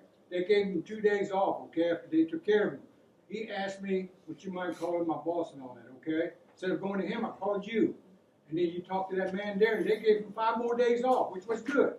And then another incident that occurred at I-40 Casino. This so-called individual, suppose it was terminated or whatever, and we check his track record, okay? He should have been fired a long time ago. He come to work when he gets ready, leaves when he gets ready, etc. But everything is what you call family related. Somebody don't like you, they will tell their family, they're going to run with it, okay? That's the trouble with our nation, okay? You don't have facts. But as far as I know, you're doing okay so far. The only thing I had a beef with you was this. I called you 3 days ago. If y'all don't know, I-40 Casino, which is up here north of here, there's a big old sign that sits out there next to her big old building there. That thing's been black for some time, okay? Have any of y'all took the time to call, find out what was going on? 28 council members, very concerning word, no money being brought in. They just drive by, they look and keep going. Guess what? I took the time to check, okay? And I called her. The reason why that thing is black, there's no lights flashing at night or daytime, 24/7, is because it needs to be repaired. It's going to cost $300,000 to be repaired, okay? She doesn't have that kind of money right now, and she's trying to negotiate. Well, we spoke about it, and she's going to get one a little bit smaller than what's up there, because she asked me, how do you feel as a general counsel rep? Should I repair that, get parts in? I said, no. It's like an old shoe, okay? If it falls apart, don't fix it. Go get a new one. So she said she would look into buying a new one, a little bit smaller one, okay? So that way we call it sign saying, Charlie Hill's in here playing casino. But anyway, thank you. You're doing a very good job coming from me, okay? But no. No clapping in the gallery. It's not allowed. It's not allowed under our rules. So please, I know you get excited. Please honor the rules. Tom Palmer, newcomer, you're welcome. Then nothing. Tom Palmer, you had something earlier?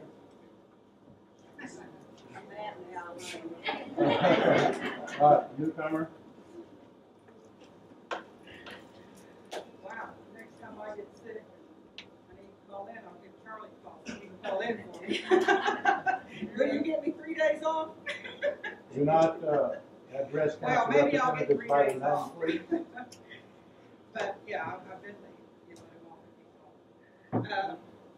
Yeah, we got the same number, you know, and I think my concern was, I don't know this person. I don't know any of these people that sent these letters out. And I don't know if you're privy to them or not, excuse me. But I am just hoping that people are getting taken care of, because we've had a lot of tribal employees with our different jobs, not just in gaming, but at the administration, that were very well qualified. And that took us a good hit. We're suffering from it right now. And I hope these employees do have a fair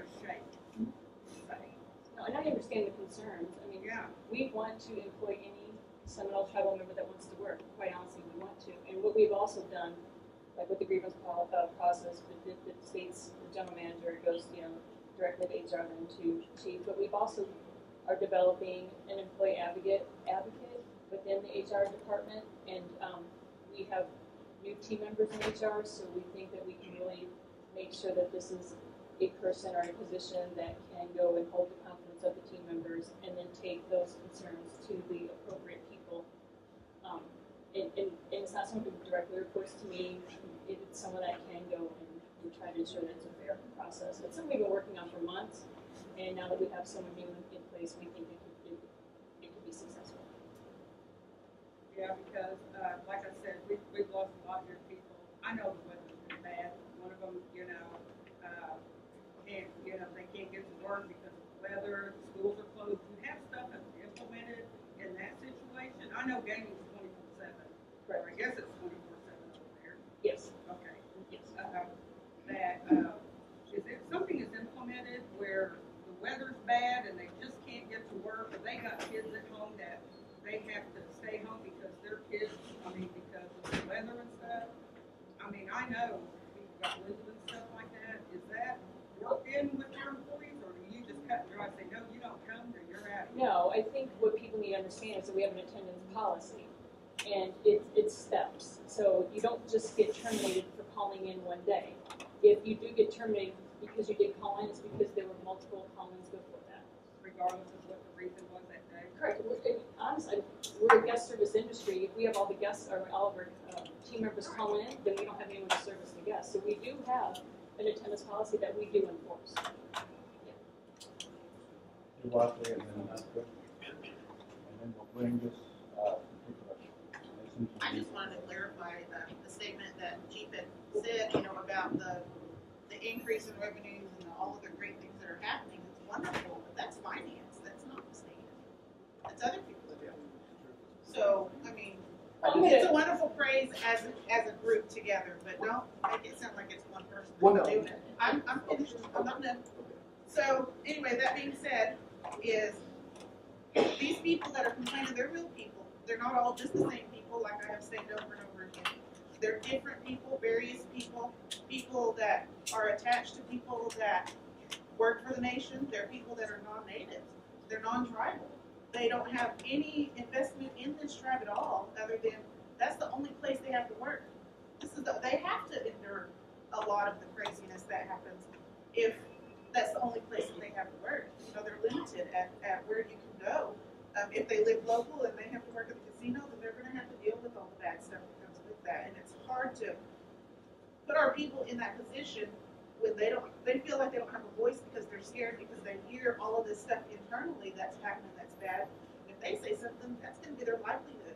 That's the food that they put on their table. That's how they pay their rent. And that's what we're here for debating. We're not attacking one person.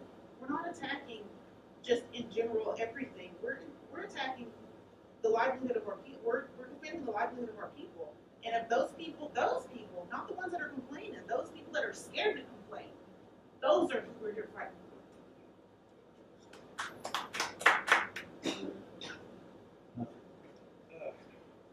With that $40,000 purchase of chairs, how many chairs did we get? 150 out of that one purchase. It was 150 chairs. And what were they used for? They're on the casino floor at I-40. They're the burgundy chairs. Well, I was under the understanding that when the vendors brought in the machine, they also brought a chair for that machine. There are some chairs that are brought in by the vendors, but a lot of our chairs were cloth chairs. And if you look at a cloth chair, and there's a white ring, say it's a black cloth chair, there's a white ring on it, that normally means that there's things that have happened in that chair that we don't want to have, and we had a lot of those chairs that were not being maintained, so we made the decision. And that decision had started before I became general manager. We had already purchased the chairs before I started. I just progressed forward with it. So this was already started when you got there? Yes. In that position? Yes. Okay, I think there was a procedure on how to do that with a certain limit of purchase. Correct. I think that was above, but you went ahead and done it anyway. Correct. Following through, even though the procedure was there and it wasn't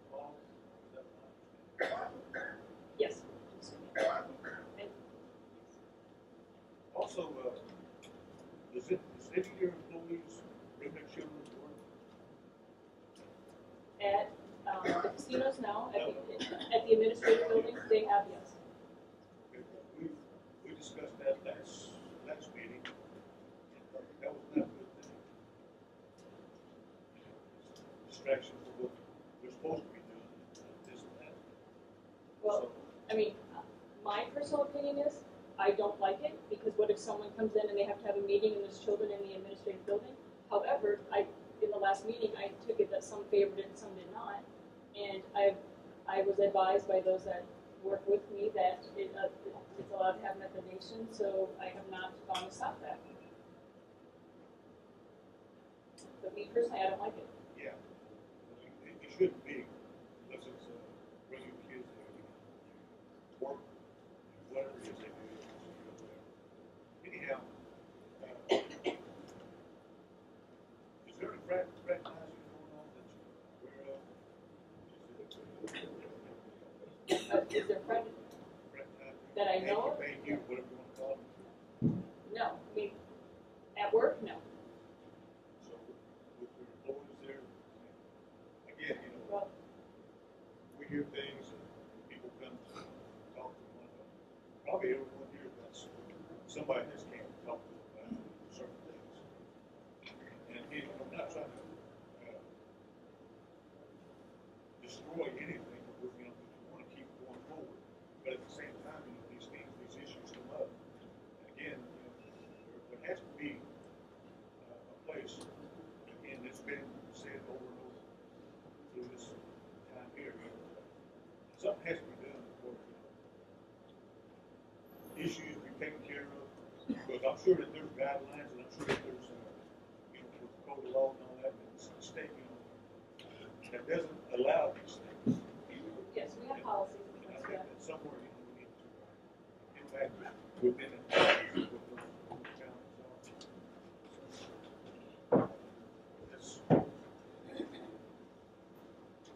Okay, we're going to bring this session to a close. Many of you bands going on the second time. Ask questions. So, President G, appreciate your comments today. Bruner, we'll address this one, and then I'll leave it up to the council whether you want to take a break for lunch and then come back. Bruner had their hand up earlier, wanting to hear from a certain committee. Housing Authority.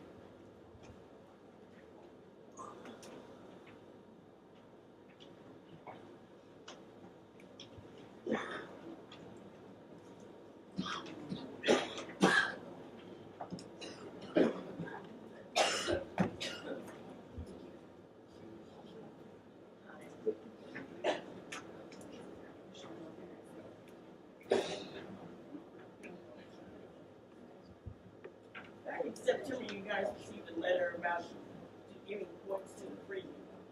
You said that you had got a committee together, you had discussed it with the administration. Well, we're in March now. Where are we? Repeat her question, please. Paraphrase it. Leetta, Representative Sampson is asking in regards to the freedmen being included into the policies at the Housing Authority.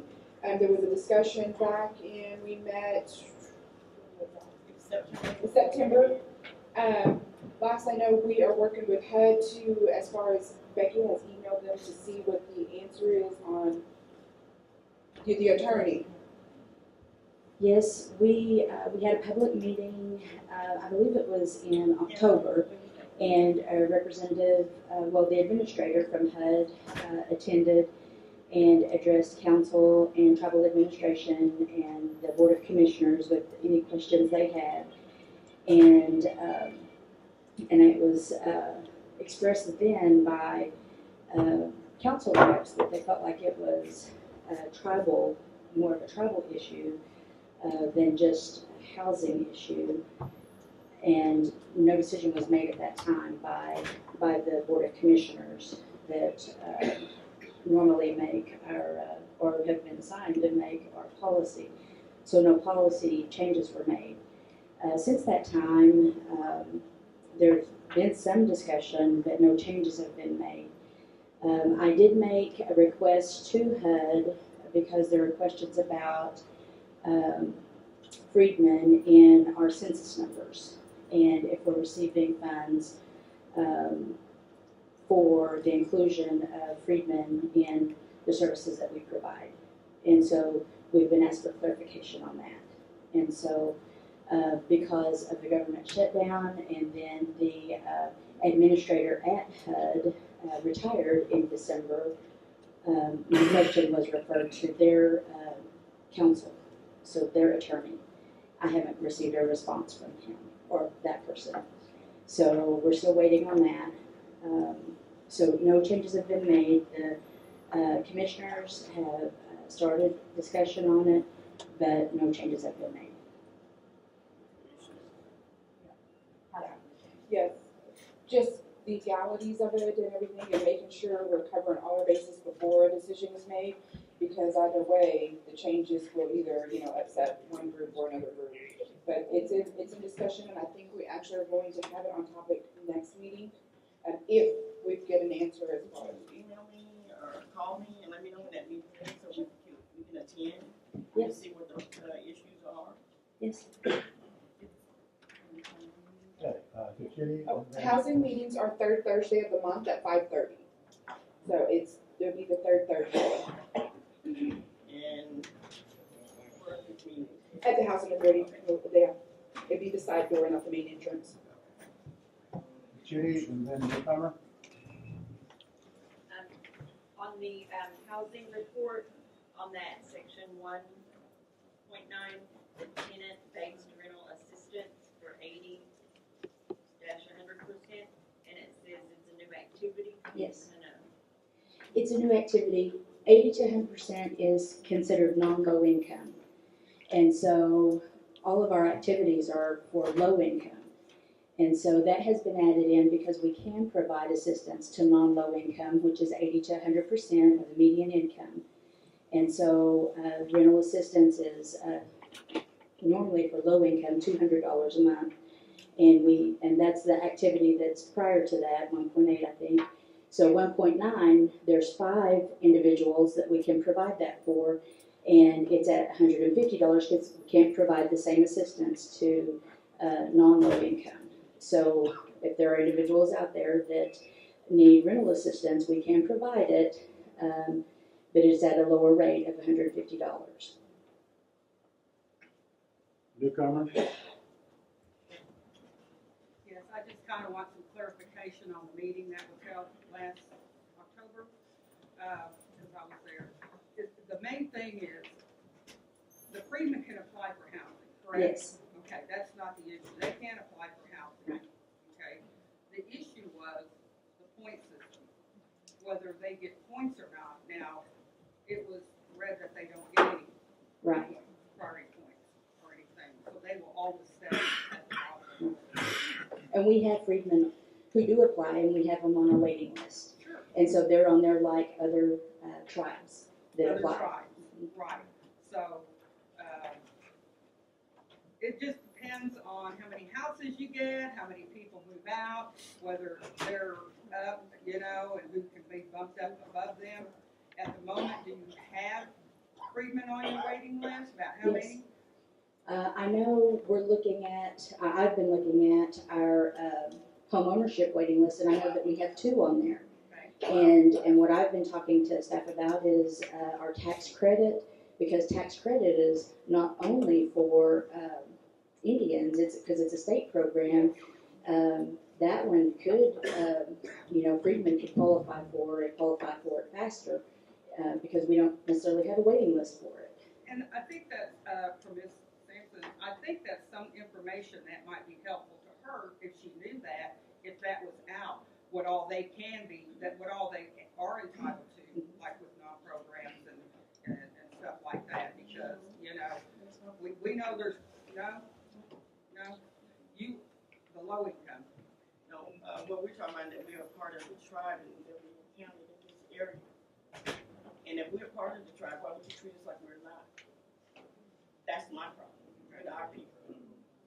But they have applied for housing, and Yes, they and they're on the waiting list. But they are not trying, the ones that went down and applied are not trying to buy a house if they don't have that income. trying to get rental assistance. So I don't know which one you're talking about. But they can get. They can, yeah, they can apply for all of our programs. Yeah, so I'm saying they can apply for everything. Okay, we have Tom Palmer and Mr. Hutchins. I just wanted to, kind of, give, Rebecca a little help in saying that, that she has more than one program that people could apply for and maybe qualify for. It just all depends on whatever, whatever it is that they're looking for. You know, it depends on the individual, whether they're eligible or not.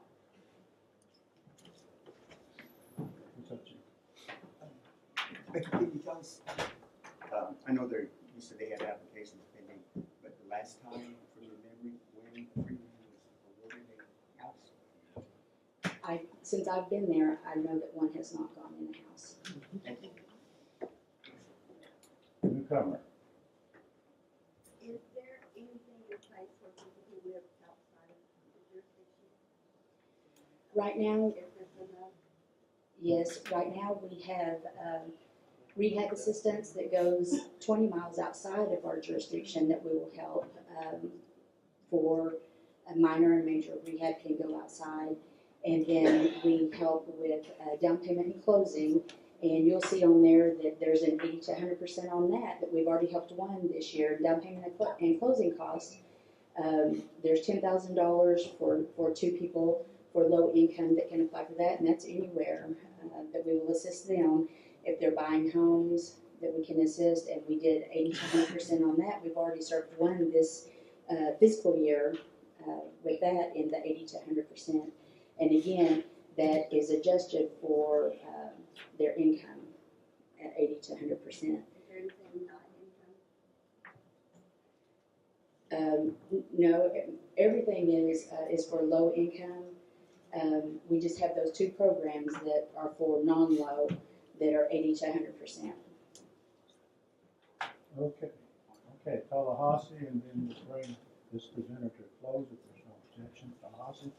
Just real quick, will you tell me the board members? We have Cherry Hardiman is the chair, Dan Factor is the vice chair, Sina Yeslip is the secretary, Tiffany West, and Matthew Yerby. Is everyone in a current term, or is there anyone expired? Cherry and Dan are both expired terms. Are they all here today? No, just Sina, I believe. A lot of housing commissioners won't come on a regular basis to council meetings. Okay, if there's not any other questions, we'll bring this particular presenter to a close. Any other questions for housing? Okay, thank you, ladies. Also, it's a little bit after the noon hour, but we probably still have committees here, commissions. So are there some people or commissions, committees that you want to hear at the moment? We could probably go up to about 12:30 and then take a break. If there are others that the council wants to hear. Is there anyone else that the council would like to hear now or after the break? Because if there's no one that you're wanting to hear, then we'll start on the new business when we get back after lunch. Early childhood. It's early childhood here at this time.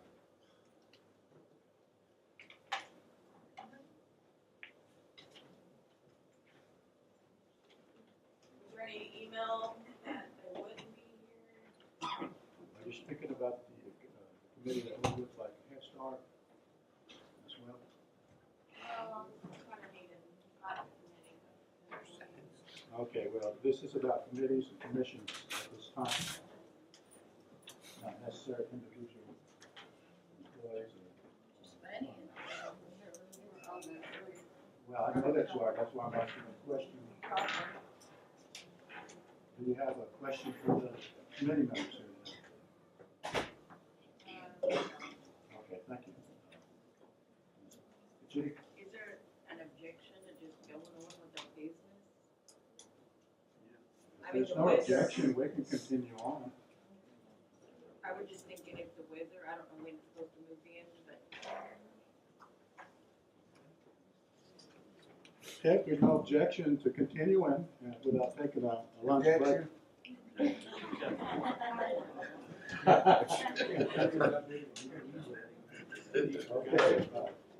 Okay, we have some that want to stay and continue business. We have some that are objecting to it. Is there a motion at this time to go into recess? Not recess, but to take the break for lunch. Motion for lunch. There's a motion and there's a second. So if you want to continue the business of the nation for a little longer, you vote nay. If you want to go on to lunch at this time, you vote yay. Secretary, call the roll. Leota Simpson, Yes. Anthony Conley, Yes. John Erkemy, Go to continue? No to continue. Yes.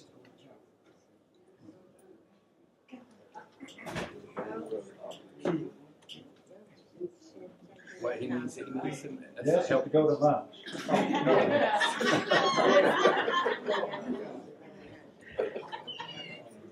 John. No. Rena Tiger. No. Sylvia Davis. Yay. Patrick Thomas. Yes. Raimundo Gomez. Yes. Jeffrey Harjo. Yes. Timothy Hooper. Yes. Kelly Davis. Yes. Anita Lena. No. Patricia Kishkatan. No. Karen Fulbright. No. Dina Tiger. No. Jennifer Horn. Dina Yesla. No. Thomas Billy Jr. Yes. Abraham Ferrani. No. Susie Harjo. No. Natalie Harjo. Gregory Bota. Catherine McCoy. Yes. Charlie Hill. Yes. Fanny Harjo. No. Kelsey Morrell. No.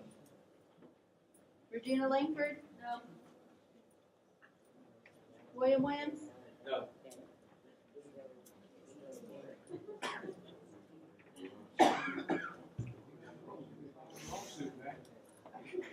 Everybody else, you know, should we be looking at?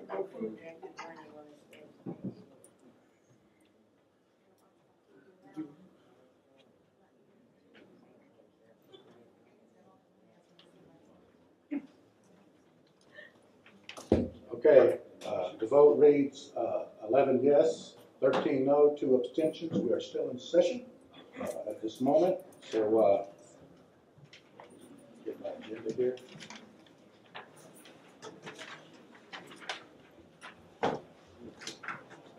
Okay, if there's no other committees or commissions to be heard, then we can dismiss those who are here from those commissions and committees. No other committees and commissions to hear. Okay, and if you're here representing a committee or commission, then you can be dismissed for the remainder of the day. And thank you for coming as well. Okay, at this time we're entering into new business. And under new business, we have TO 2019-02, sponsored by Representative Yahola. He's not present. Does the other representative want to continue to sponsor this? On behalf of the request of the band, we'll withdraw that. Bill. You want to withdraw it at this time? Withdraw, yes. Okay. The sponsor of that bill withdraws it at this particular time. Okay, we move on to TR 2019-15. Representative Lena. Chair, at this time, TR 2019-15, I'm withdrawing. There's a withdrawal as well of that particular resolution, TR 2019-15. We will move on. TR 2019-16, sponsored by Representative Kishkatan. 2019-16, a travel resolution of Seminole Nation of Oklahoma appointing Regina Langsford to the Intertribal Council of the 5 Civilized Tribes. And ask for a second. There's a motion, is there a second? Second. There is a second. Call for question.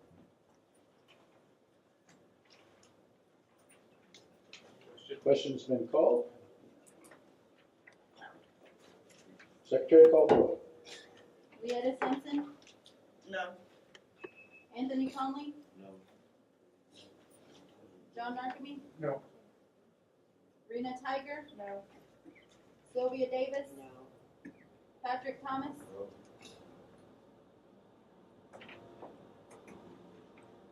Raimundo Gomez, Yes. Jeff Parker, Yes. Timothy Hooper, Yes. Shelley Davis, I'm sorry, excuse me, no. I got a vote on my hand.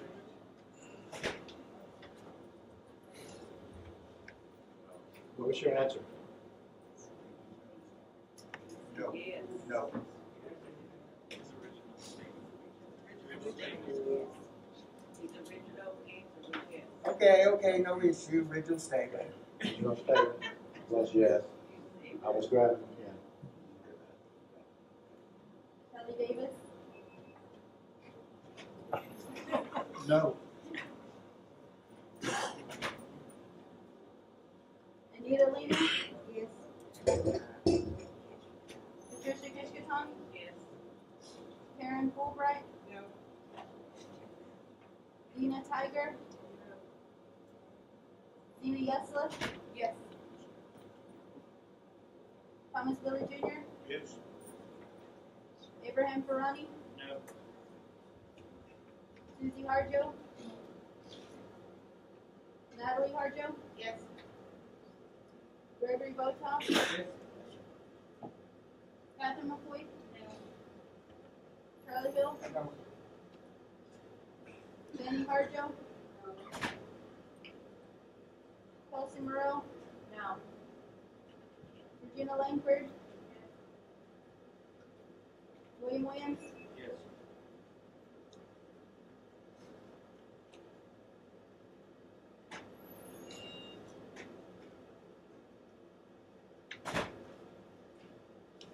With a count of 11 yes, 15 no, 0 abstentions, I declare that measure to have failed. PR 2019-17, Representative Kishkaton. TR 2019-17, a resolution of the Seminole Nation of Oklahoma reappointing Terry Haney to the Intertribal Council of the 5 Civilized Tribes. Ask for a second. There's a motion and a second, and then we're in discussion right now. Tallahassee? Yes, is Ms. Haney here in person? Terry, are you in the presence of this council meeting? Terry Haney? She's not here at this moment. She is Then I just have a statement. If she's an not officer here. of the Intertribal as well. I just have a statement then. She currently sits on that committee, and in the time that she's been on there, I've never seen a report produced to the council of her attending and the happenings that go on there. So that would be a concern. I don't know if it's in the verbiage of your resolution that she is required to do a written report, but I would ask that be put in there. There's actually a requirement on our travel. If the tribe pays for the travel, that there be a report, so that's actually a standard. Is the written report, how is it defined? Is it just on that expense report they turn in, it's just a paragraph, or is it the formal report? Well, former Representative Gonzalez, as you know, wrote very good reports wherever she had attended. So different ones have different manners and ways of writing a report. But there is a section on the travel that you do fill it out, so they can use that, put it on the back as well, or do it as former representative as well did, and do a full report. But they're a delegate of our nation, and we're not getting information back of what the happenings are and what's going on, so I think a little paragraph Indeed. is not sufficient I understand. information. If whoever whoever is the delegation that's appointed today, they will be reminded to do a travel, not only a travel report, but a report back to the tribal council as well. Okay, we do have a motion and a second. We're still in discussion. Newcomer? With that being said, you're right, we need reports on what's going on in the tribal. Council is not going anymore, so we'd like to know what's going on with the five tribes. I feel like maybe we should, since he's sitting on that board, that he should be given reports back to us, if we do pay for his travel there, at the next tribal. That holds the standard to him. Also, if Terry is not reappointed today, I'm just saying if she's not, I don't know if she will be or not, will she still be able to sit as the treasurer of intertribal? Is there a requisition that she has to be appointed by our tribe, you know? How does that work? I don't know. It won't be a president's. I believe that she still remains as the treasurer. She has been for 20 some odd years. Will continue. She's done a good job there, you know, what I've seen. She's always been there and dedicated to the tribal. And I say that without the familiarity of the bylaws of the Intertribal Council, unless it states otherwise. I will put that clarification, as far as I'm concerned. And do they take care of any of her expenses on that end? No, when she goes on travel on behalf of as a delegate of the Seminole Nation, the Seminole Nation pays her travel. So for not being an officer of the intertribal, there's nothing that comes from them? We most likely would have to be discussed at intertribal how those expenses would be incurred and paid for, unless we do it as an executive, out of executive on our behalf, and that would be the decision of the executive. If it came down to that. Okay, let's kind of limit these. There's a motion and a second. We have Tom Palmer first. I was just gonna say that, is she not an employee of the Chickasaw? Do they not sponsor her? I can't answer for the another nation, whether what they'll do or what they won't do, and where she's employed is not a question here. So if that comes to a point, we don't know what All this. I'm saying is, I know when I worked for the Creek Nation, they always sponsored me if I was gonna travel. So, I'm just saying, they're probably not. Well, you can't speak for the Chickasaw Nation as well. But let's go ahead and go back to the question. Okay, we're back to the question here. I will call Secretary Calderon. Leota Sampson? No. Anthony Conley? John Narkemy? No. Rena Tiger? No. Sylvia Davis? Yes. Patrick Thomas?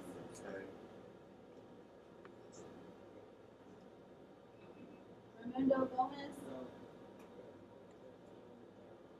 Jeff Harjo? No. Timothy Hooper? Yes. Kelly Davis? Yes. Anita Lena? No. Patricia Kishkaton? No. Karen Fulbright? Nina Tiger? Sina Yesla? No. Thomas Billy Jr.? No. Abraham Ferrani? Yes. Susie Harjo? Natalie Harjo? No. Gregory Botel? No. Catherine McCoy? No. Charlie Hill? No. Fanny Harjo? No. Kelsey Morrell? No. Regina Langford? No. William Williams?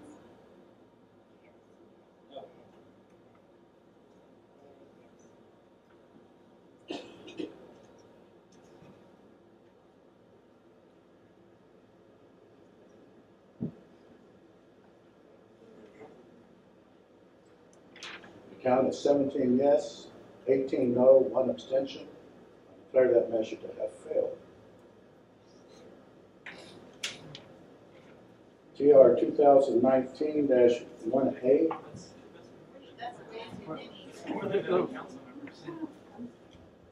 I'm going by what's on the paper.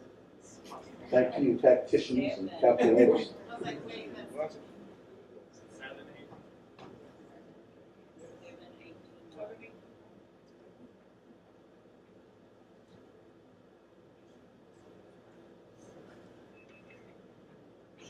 718-1, somebody abstain.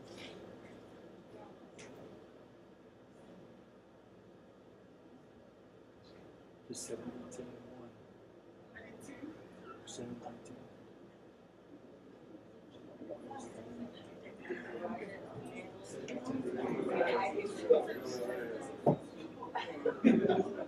Who abstained?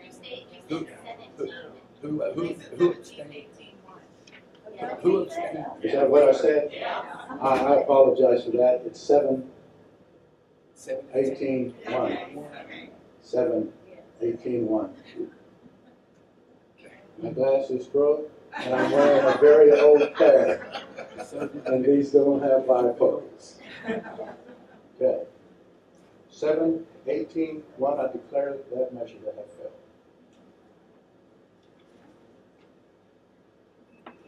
17 sounds better. Okay. TR 2019-17. I'm sorry, 18. I had to check it off. TR 2019-18, tribal resolution of Seminole Nation, Oklahoma, approving modification to the FY 2018 Seminole Nation child care budget and FY 2018 comprehensive budget. Ask for a second. Second. The question was called for, but being the intent of the, is there any questions at all on this particular measure? If not, no discussion. Even if question is called for, if there's discussion, you go to discussion. No discussion? Okay. Council? Okay. Secretary, call the roll. Leetta Sampson, Yes. Anthony Conley, John Narcome, Yes. Rena Tiger. Yes. Sylvia Davis. Yes. Patrick Thomas. Yes. Raimundo Gomez. Yes. Jeff Harjo. Yes. Timothy Hooper. Yes. Kelly Davis. Yes. Anita Lena. Yes. Patricia Kishkaton. Yes. Karen Fulbright. Yes. Gina Tiger. Yes. Cindy Yosla. Yes. Thomas Billy Jr. Yes. Abraham Ferrani. Yes. Susie Harjo. Yes. Natalie Harjo. Yes. Gregory Botel. Yes. Catherine McCoy. Yes. Charlie Hill. Yes. Fanny Harjo. Yes. Kelsey Morrell. Yes. Regina Langford. Yes. William Williams. Yes.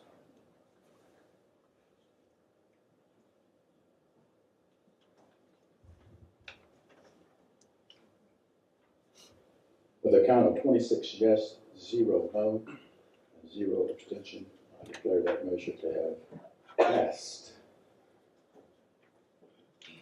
TR 2019-20, 19.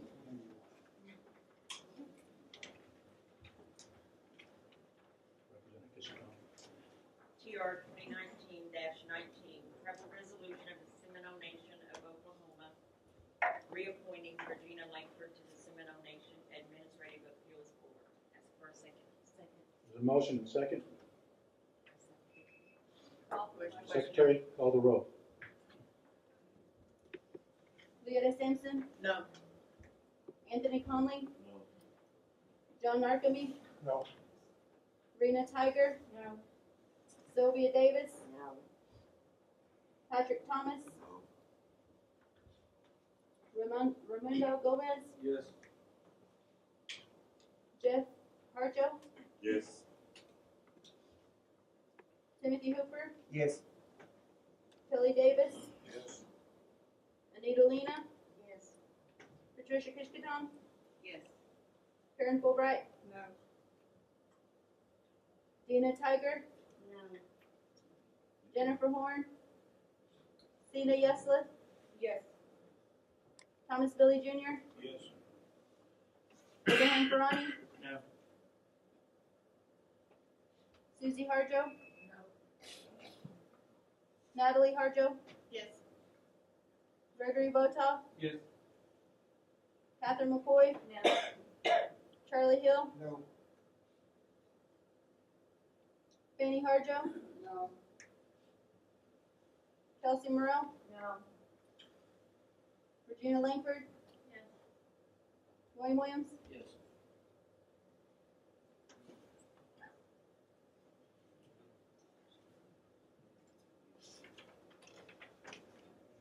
With a count of 12 yes, 14 no, 0 abstention, I declare that measure to have failed. TR 2019-21, Representative Yahola is not present. No comprehensive, okay. I'm gonna get my glasses fixed. I'll have them next time. Excuse me. TR 2019-20. Finance Committee. Tribal Resolution of Civil Nation, Oklahoma, approving the proposed fiscal year 2019 comprehensive annual budget for the remainder of fiscal year 2019, and authorizing appropriations to fund the comprehensive annual budget. Ask for a second. Second. We're in discussion. When you call for question, and there is discussion, you go to discussion. Okay. I'd like to call on the budget officer if he's here. Budget Officer, Mr. Factor.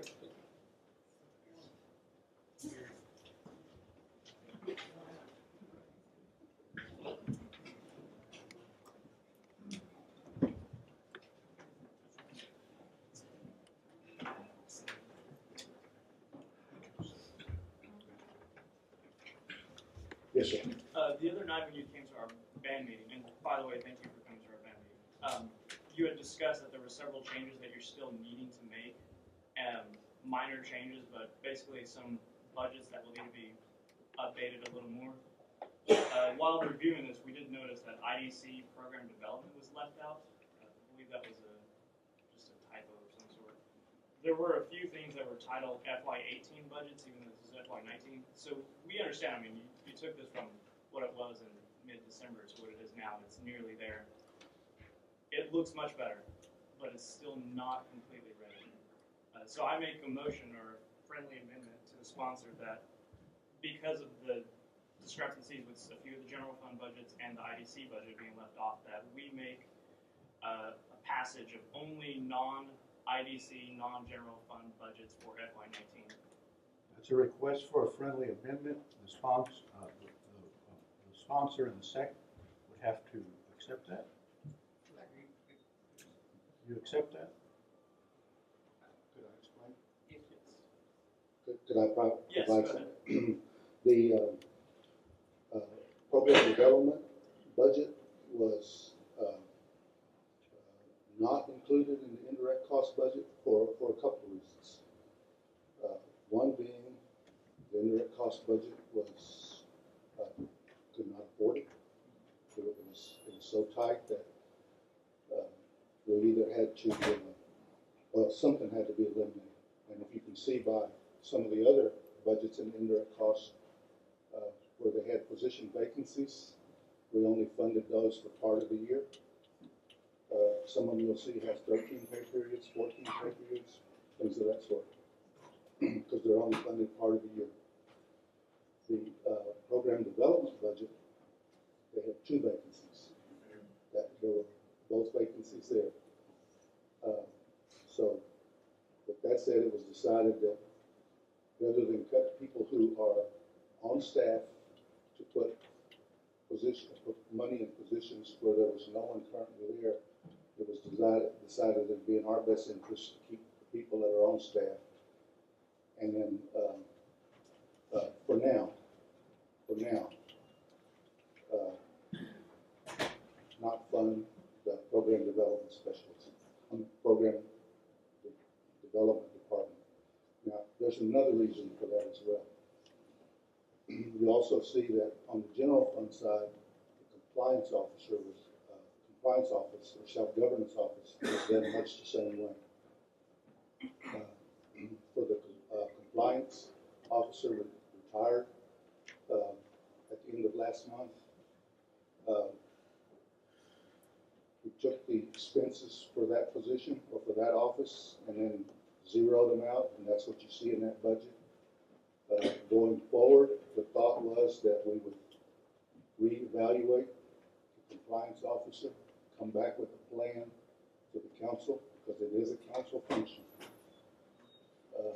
Come back to the council with a design of a program or a function that might be more workable, because I think that's probably one thing we can all agree on, is that our compliance function does not perform the way we like it to be. So with that thought, when the 2020 budgets come around, which will start in just a few weeks, that compliance function will be reevaluated in that time. Plans will be presented to the council as to what they prefer and how they prefer to have it perform. And with that said, we would also include part of the program development functions within that, because they are related. You bring in new programs, but you also have to evaluate what you have now and how we're progressing at this time.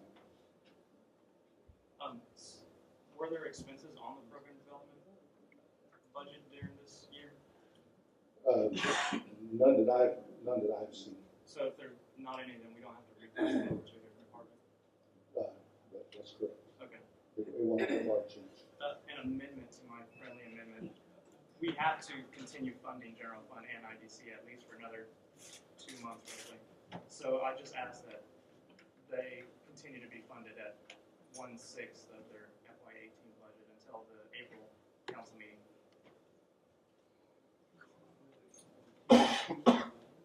Okay, 212. That friendly amendment of 1/6 for those particular budgets has been accepted by the sponsor. So we go back to the original motion with that particular amendment. No other discussion? So y'all are going to take a hard show.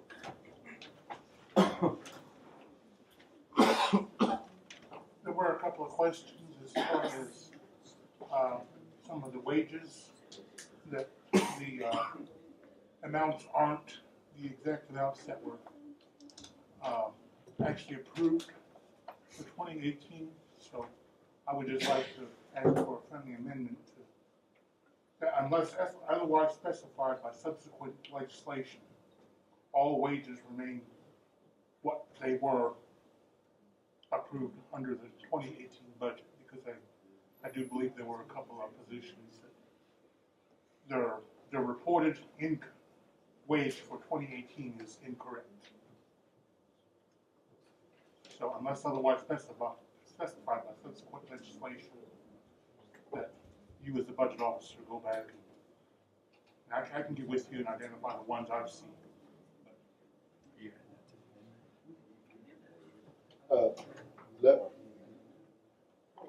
So let me make sure I understand what you're saying is that there were some wages that were approved for 18. But they were incorrect as reported. As reported in 18. As reported on the new on the 19 one? Yes. Okay. Whether or not it be, when you say future legislation, are we talking about maybe budget modifications? Yeah, any budget. Because because not all of these wages are the same as they were when we approved 2018. Some of them have been modified. But there are a couple of wages in there that were passed for 2018 that aren't reported as the same as the 2019 budget. I appreciate that because, and you probably are right. We've done our best to go back and look at everything to make sure everything was as correct as we possibly could. I'm sure there are some that we missed. We'd be glad to go back and look at those. I'd be glad to visit with you on what those are. We'll correct those to your satisfaction, and if need be, we'll bring it back before the council. Okay. And then make sure that those are taken care of. As well, Mr. Factor, like the procurement director, I think is being paid at a certain level, and there has not been a modification. There was a modification attempted way back in January of 18, but it was withdrawn. But she still has been being paid at the original entry when hired. So, that will have to be corrected, and she's going to continue to be paid that amount as well, to be reflected in the budget.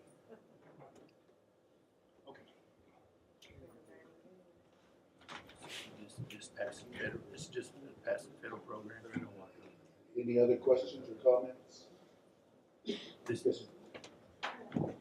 I have a question specifically in travel roads budget. Your indirect cost is at 34.14%, and it was a question asked whether or not where that calculation come from, and is indirect costs going into that program. The travel roads, the BIA travel roads, or the general fund.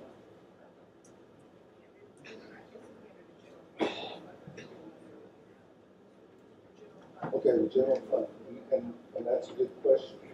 It's been brought up several times at many of the band meetings and the other night at the band chiefs meeting.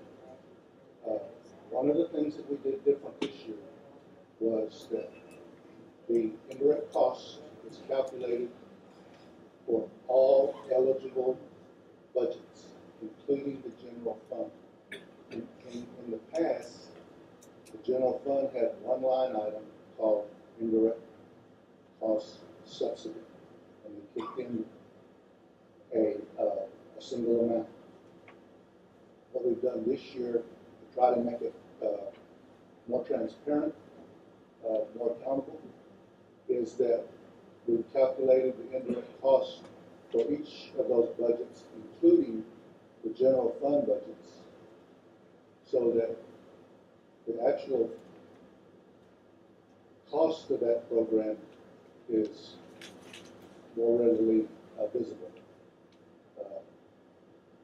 That's why you see that there. Now, in doing that, what we started out with was the original budget that was provided by, in this case, the travel roads, but with all the general fund budgets. We started out with the amount they had in the prior year, what they had submitted. The indirect cost then was calculated and added on top of that. So we didn't take anything from what they had with the previous year or what they had proposed. Yes. Okay.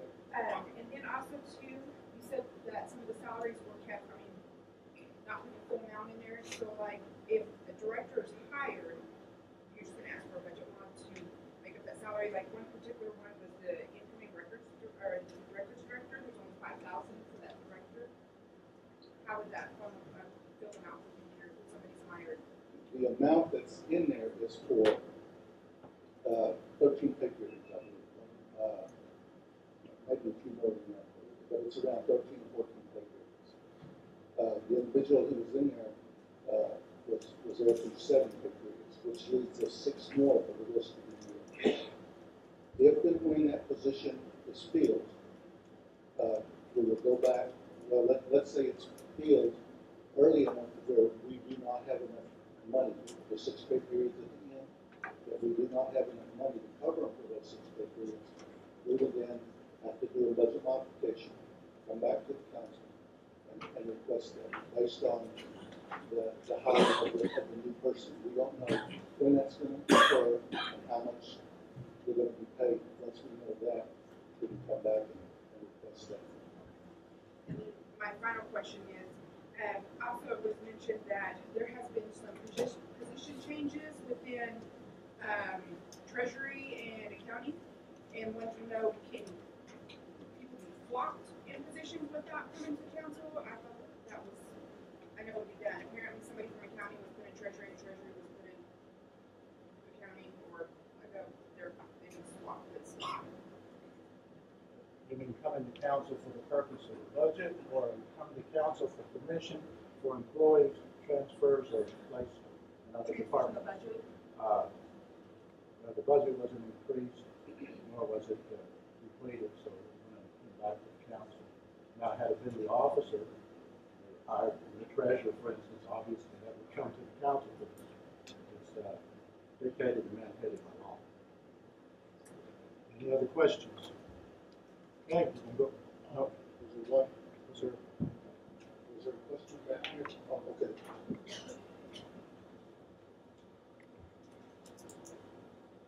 My question is on, I'm assuming it's the same way in the bakery.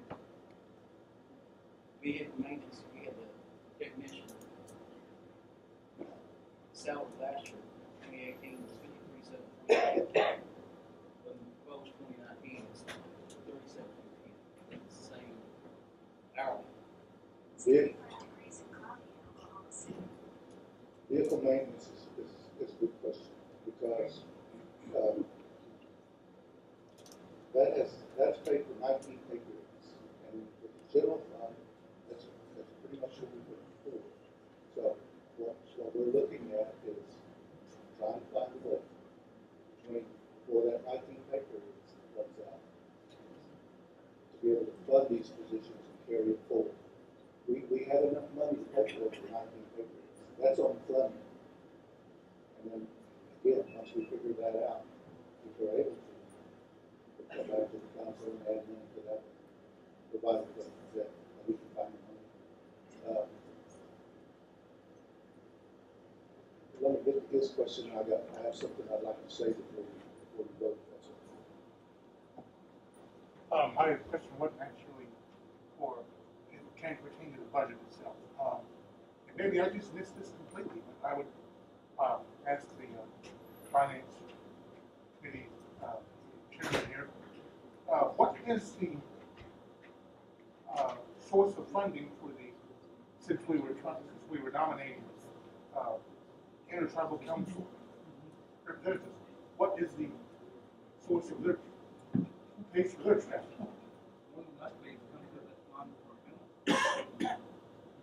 No, that was just my question.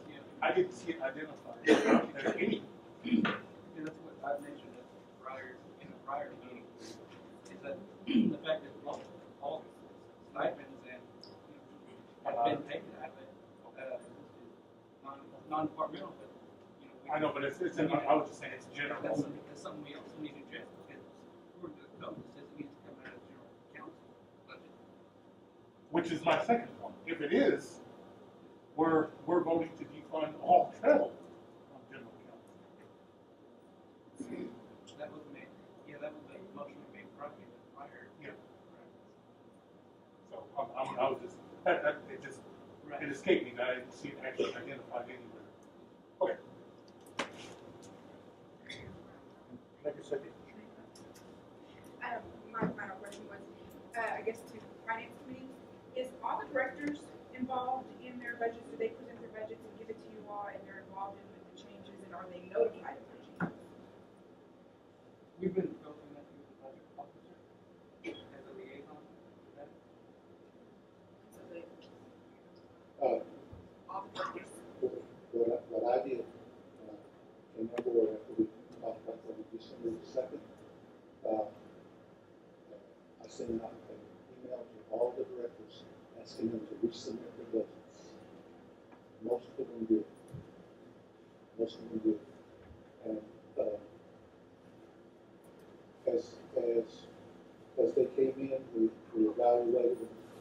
I shouldn't say we, I evaluated them on several different subjects.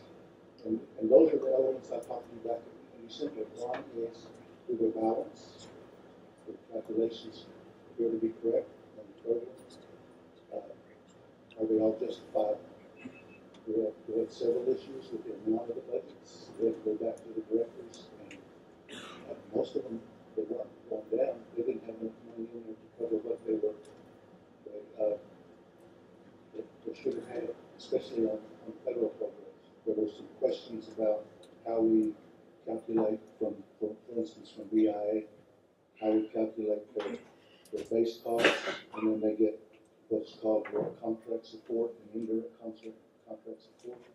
We went back and verified those, and while the compliance officer was still there, we verified all those amounts with that position, and then we went back to each director, and then had them make the necessary revisions. Where do they want to use that money? Right. The only thing I would say that we probably need to do that would be an improvement is, because right towards the end, these past few weeks, there have been some few minor tweaks, and that I was not able to get back to them in time before it had to come to you. But I have talked to almost all of them and said that where these occur, we'll sit down after this is over, and then we'll make those changes, and we'll go back to the council to make the corrections so that it meets their needs as well as your requirements. And when you're talking about the payroll costs, that's what we're talking about. And that ties into what I was going to say. Let me go ahead and get your question. This is just a quick question. Are you aware of our sanctions being lifted yet? Luckily, I have no idea about that. Can sheriff, somebody here? Are our sanctions lifted? Yes. Do we have a letter? We can get a letter from them, but the sanctions have been lifted. We can get a letter for you from BIA in regards to it, because this stuff's been submitted to the clearinghouse. And that's what was. I know the audits have been submitted to the clearinghouse. My Yeah. question is. It has, and we'll have it too. Are the sanctions lifted? Yes, they are. We'll have it reported to you. Well, it seems like I made a call and they are not. Okay, I just who did want you, that for the record. who did you call? So I have that for the record as well. Sherry Smith. Oh, yeah, okay. All right, I got it. All right, that's it on that section.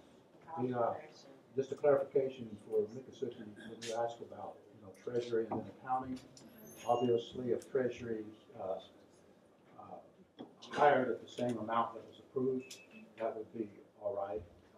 As far as accounting, whether that position was there, I know there was positions that had not been filled. Chief, are you aware if that position that she's speaking of, where there was, a little bit of a transfer there to accounting, was that position was approved in the budget, just has not been filled by an employee? Is that correct? Which position is up in accounting? That one, what's his name? That was in treasury. What's his name? Treasurer? Brent. Oh, Brent. Yes, that position's been filled. Yeah. The treasurer was there. Yes. Yeah. According to Chief, that position was there, and so there was no increase or decrease in the budget. No, but it's been filled. I mean, it's been filled. All right. Watley. This is irrelevant to this, but just for a matter of record, we're not supposed to contact the BIA, are we, without the permission of this council? I mean, I just remember that there was a time when we had a couple of council members that were contacting the BIA without outside of this body permission. You're not supposed to do that. It's supposed to be against our ethics, and we're supposed to approve that to happen, right? So I just wanted to put that on as a matter of record, that we're not supposed to contact the BIA outside of the administration.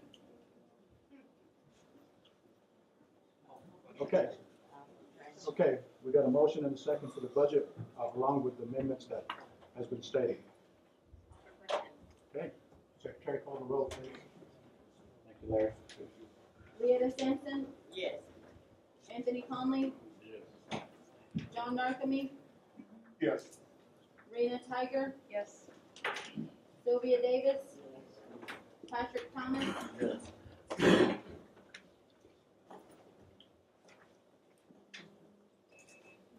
Raimundo Gomez, Yes.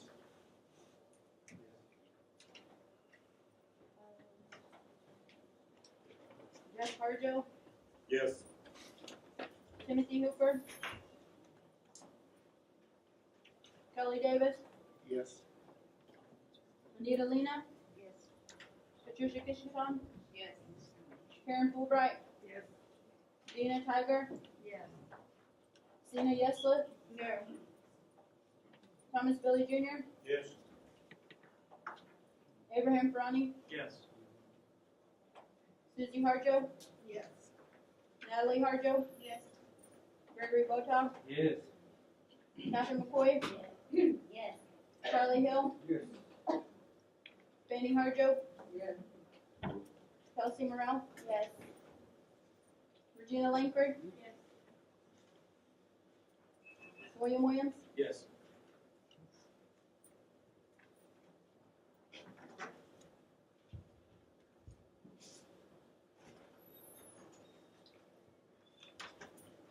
With a count of 24 yes, 1 no, and 0 abstentions, I declare that measure have passed. Okay, TR 2019-21, Representative Yohola is not present. On behalf of, Dr. Pardo Van, this time, this bill also was withdrawn. Okay, TR 219-21 will be withdrawn at this time.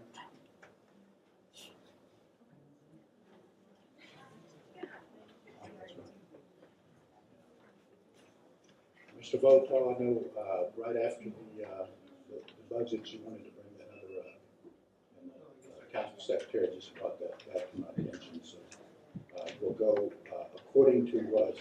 There's no objections to do that, and that's TR 2018-59.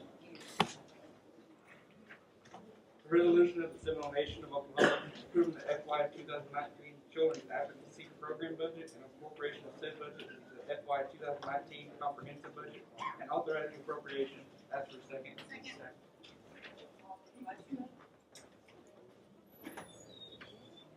Secretary, call the vote. Leota Simpson, No. Anthony Conley, No. John Markamy, Yes. Rena Tiger, Yes. Sylvia Davis, No. Patrick Thomas, Raimundo Gomez, Yes. Jeff Harjo, Yes. Timothy Hooper, Kelly Davis, Yes. Anita Lena, Yes. Patricia Kishon, Yes. Karen Fulbright, Yes. Dina Tiger, Sina Yeslet, Yes. Thomas Billy Jr., Yes. Abraham Ferrani, Yes. Susie Harjo, Yes. Natalie Harjo, Yes. Gregory Botow, Yes. Catherine McCoy, Yes. Charlie Hill, Fanny Harjo, sorry, Fanny, Kelsey Morrell, Yes. Regina Langford, Yes. William Williams,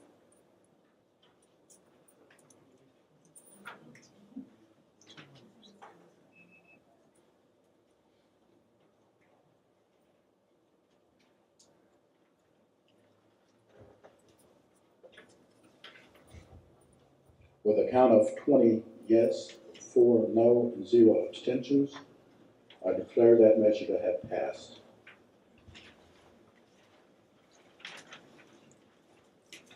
TR 2019-22, Representative Langford. TR 2019-22, a resolution of the Seminole Nation of Oklahoma reappointing Wilma Butler to the Seminole Nation Princess Committee. Second. Secretary, call the vote. Leota Simpson, No. Anthony Conley, No. John Markamy, Yes. Rena Tiger, Yes. Sylvia Davis, No. Patrick Thomas,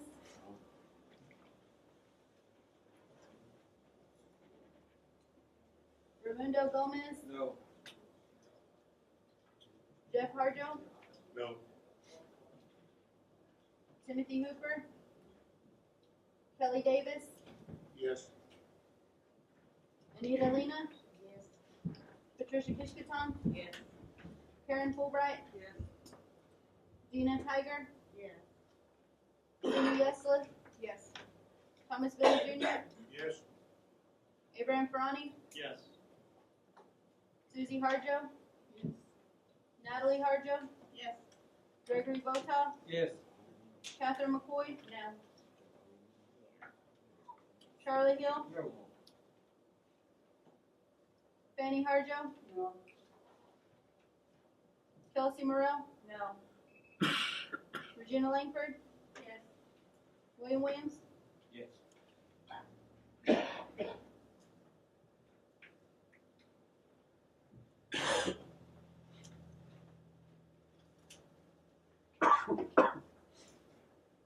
With a count of 15 yes, 10 no, 0 abstentions, I declare that measure to have passed.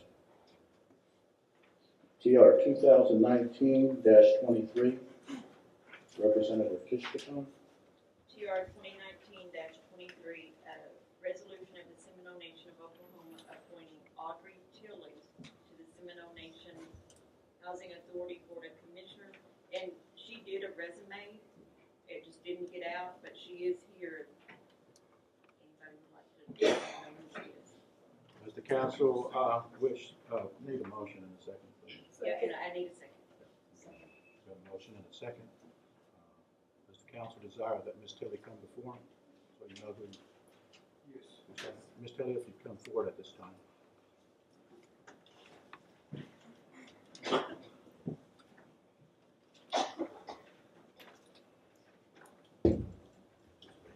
Introduce yourself. I'm Audrey Coley Tilley, Ocheezy Band. My folks are Leroy Coley and Charlotte Harjo, granddaughter of Lois Harjo. And that's my mom's side. My dad's side is Eunice Coley, Sam Coley. Representative Hill. A couple of questions, okay? Number one, do you attend your band meetings? No. Okay, that's very good. Don't be ashamed, a lot of them don't. No. Okay? I want to, now that I'm finding out when they are. I've been checking social media for the dates and things like that. But all of a sudden, you applied for this position, I've been interested for a while. but the band was no big thing, you know, it's no big thing. It Basically, is. that's what it boils down It to, is. okay? Okay, It's a big thing. second Yeah. question. What kind of experience do you have in order to try to obtain a position sitting on the Board of Housing? Not for the housing board, but I've worked for the government for 33 years. So you're coming in, and you should be appointed, you're coming in without no knowledge of sitting on the housing authority, right? True. Okay, at least I respect you for being honest, okay? Thank you, ma'am. Most likely was a nomination, Chief, is that it's coming from the Principal Chief's office, nominates for commissions, committees, and so forth. Oh, I didn't ask about nomination. I was No, asking- you asked her why she submit, for this job, like this position, like if it was a job application. She did submit a resume, but it didn't get on there. Tom Palmer, this is a I just nomination. wanted to find out what her work experience was. I used to be a sheet metal mechanic, an engine mechanic for Tinker, and then I went to the clerical side and worked my way up from a unit level all the way to command section, doing administrative work, working for a 3-star.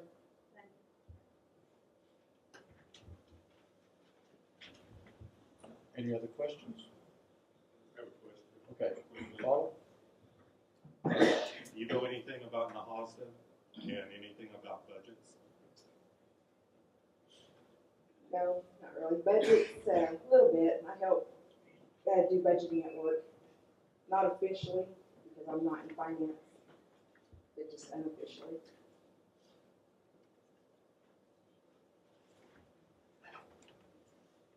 Tom Palmer. I have one more question. Who's, place, who will you be replacing on the board? That I don't know. Dan Factor. Dan Factor. Dan Factor. Is it expiring his term? His term's expiring. Question. Okay, no other questions? Secretary, call the roll. Leota Simpson, No. Anthony Conley, John Narcome, No. Rena Tiger, Sylvia Davis, No. Patrick Thomas, Raimundo Gomez,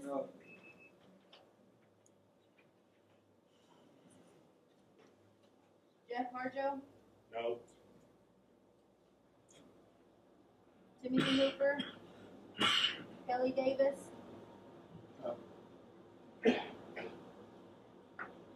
Rita Lima, Yes. Patricia Kishkutan, Yes. Karen Fulbright, Rena Tiger, Sina Yesla, Thomas Billy Jr., No.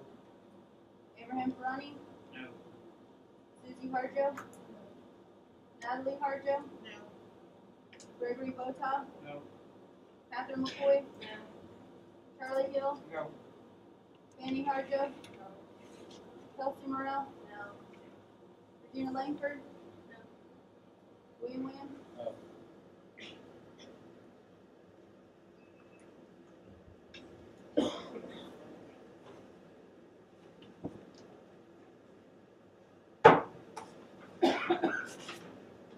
With a count of 2 yes, 23 no, and 0 abstentions, I declare that measure to have failed. An announcement at this time. Wild onion dinner, so there's some going on today that usually is from March quarterly meeting. If you got an announcement, we'll announce it at this time. Lewis, Chief, Yes, sir. Assistant Chief. Assistant Chief. Barnum, 30, Hammond, 36, 5 minutes left. Both keep it up with the Barnum game. 30-36, Hammond ahead of Barnum. You have how much time? 5 minutes. 5 minutes. That's a lifetime in basketball. If not today, if March 16th is the Judy Wallen event. Okay, no wild onion dinners on February, March. Salt Or Creek. goes at the Muskogee Creek Community Center. Salt Creek is having theirs. That's always a really big one as well. Okay. Also, there is a parent being requested for one that was left here. He was having issues with his blood sugar. So let's keep him in our prayers as well. Mr. Love, I think is his name. Mr. Love. Okay. This is announcements. Anyone object to Mr. Factor making this announcement? You sort of make reference to our Constitution, 50 years in existence, March 8th, and that there's going to be a program here next Friday. Is that right, Lewis? That's correct. Next Friday, starting at noon. It's going to be a luncheon, so everybody come out as you can. It's the 50th anniversary of the 1969 Constitution. The keynote speaker will be one of the living Constitutional Committee members, Mr. Bill Wantland. There'll be a few more other speakers, so come on out for that if you can. We'll be glad to have you during that time. Okay, well that fulfills the agenda for this March quarterly meeting. I'm going to ask you to rise and Willie Williams, if you'll give the dismissal prayer, as well as remember Mr. Lord as well. Gracious Heavenly Father, we thank you for praise you for this day and song. Father, we ask that you keep your hand upon us, Father, and we'll watch over this week's gospel, that you will use us and that you will help us to live, Father, back to your Lord God, that you will guide us by your Spirit, Father God, that Lord, we will be a blessing blessing upon you and the one another, Father God. Lord, you just be with us, Lord. Bring us back safely, Father God, and keep us, Lord. In Jesus' name we pray. Amen. This meeting is adjourned. I was going to say that was in church.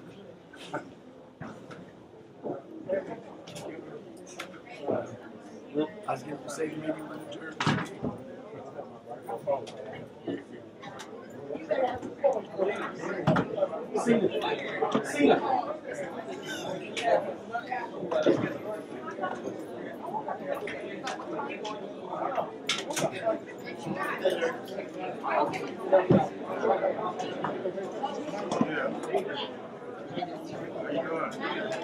You unplug that speaker, or you already unplugged it?